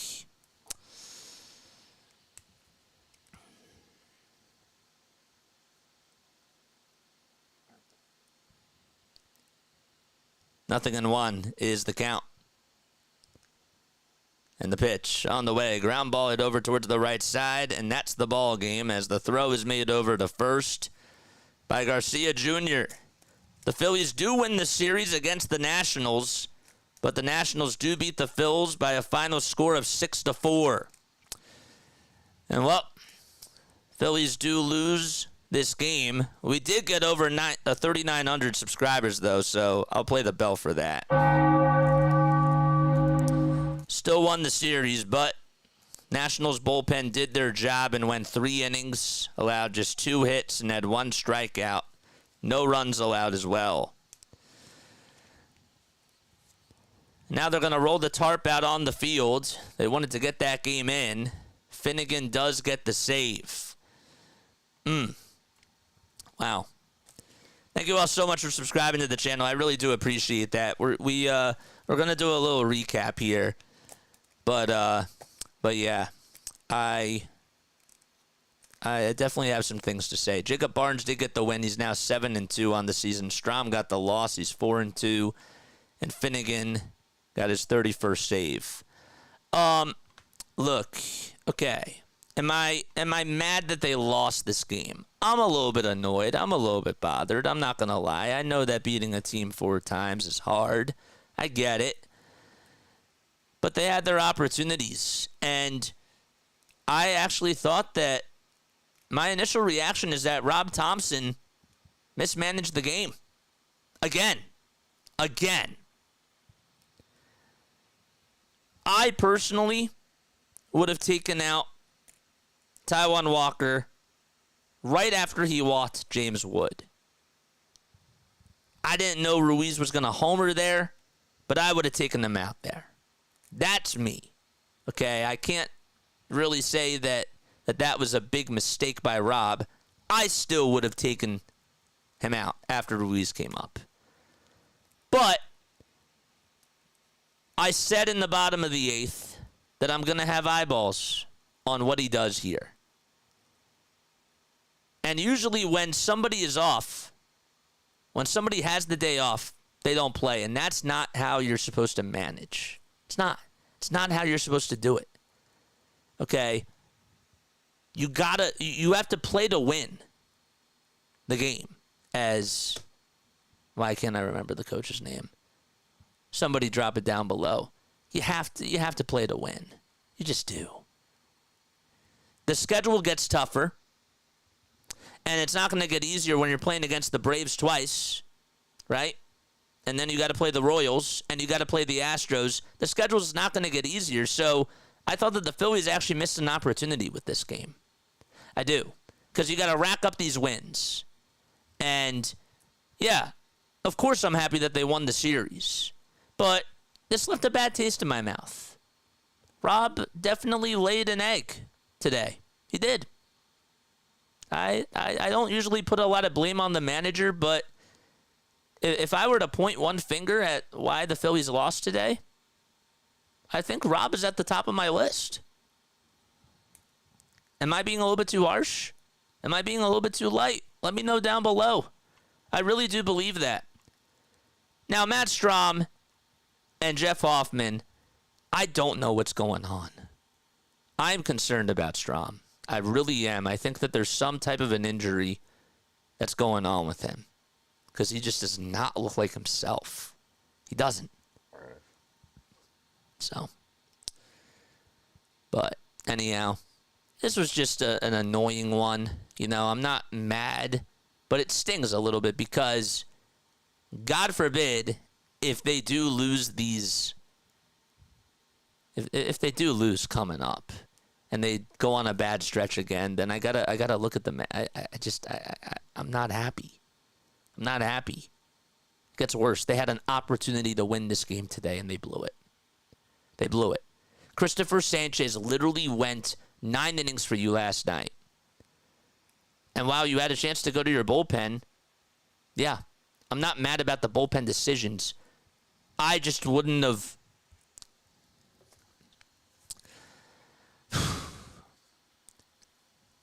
I would have pulled Taijuan after he allowed that walk to James Wood. I could tell that something was off. I will say that when Matt Strahm looks a little bit wild out there and he's throwing some pitches that are not supposed to be high, it makes me think about Doc Rivers. It gives me Doc Rivers vibes when you just leave the guy out there. It does. That's what made me mad about Rob today.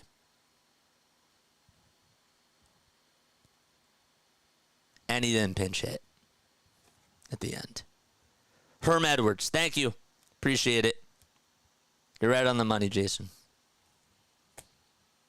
This to me, like, I'm not really disappointed in the team today. I'm disappointed in Rob.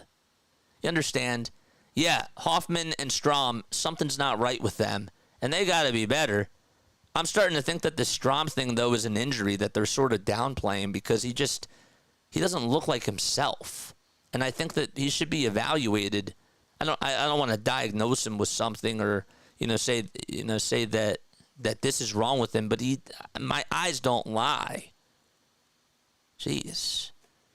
I need to know if Topper's bookie puts down any suspicious bets. after a game like today, yeah, I'm not happy with him. And again, I'm not usually. I've become known. I really have. I've become known as a Rob Thompson defender. I have. I've built that reputation on here. I've been given that name by people, and I've liked Rob more than I think other people have hated him, if that makes any sort of sense. But I'd like to think I've been tough on Rob over these last couple of weeks, because clearly he has not been pressing the right buttons a lot of these times. Phillies actually won a game where I thought that they were going to lose, and it was because of Rob. And, well, tonight they lost, and the number one reason why, in my opinion, even if I sleep on it, is because of that guy. And I love Rob, and I give him his praise when praise is due. But what say you about this game? Who else are you going to blame?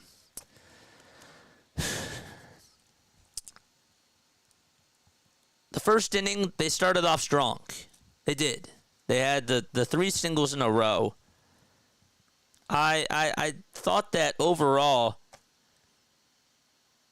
they didn't really get too many base runners, but we should beat the Braves. They aren't doing that well right now.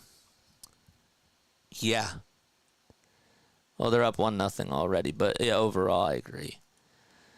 Leadoff guy reaches first in the ninth. You have to have Harper up to hit. You have to. It's plain and simple. It's not rocket science. Okay? If somebody's getting the day off, that shouldn't always have to mean it's the full game off. And now this is going to set me off here. It shouldn't have to be that you don't play them for the full game. Play to win. That's all I ask. That's it. Is it that hard to do that? Come on. Come on, man. It's just annoying. It's yeah. I'm not gonna continue to dwell on it, but yeah, just not a good game. They didn't get a lot of clutch hits. They stopped playing small ball. I remember Larry said that, and I believe Darth said that too. And when they stopped doing that, I thought that was not a good approach either.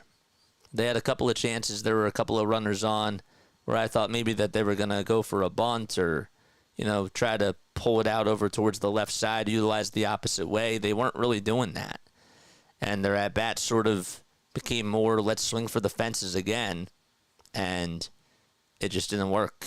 Their offense bailed out on them again. But the number one reason why they lost, again, is because Rob just made some really bad decisions. So Rob never does that. Day off is a red line. He won't cross ever. Yeah. Well, yeah, when somebody's off, it's the full day. It's the full game. And you can't do that. So, all right, I'm done. I'm done babbling. And I will catch you all on Tuesday, man. We'll be back at it on Tuesday. I do have a membership podcast coming out tomorrow for my members. More on that later tonight. I promise. I will post that in the community tab. I need you to keep your notification bell icons turned on. But yeah, I'm excited to start these new membership pods, and the first one that we're going to do is tomorrow. So that's all I'm going to say. And I will catch you all on the next one. All right, Laila Tov, everybody. What a day. What a day. We got to 3,900. Thank you again for doing that. Thank you again for helping me get to this point. And I will see you. All right, Laila Tov. Good night.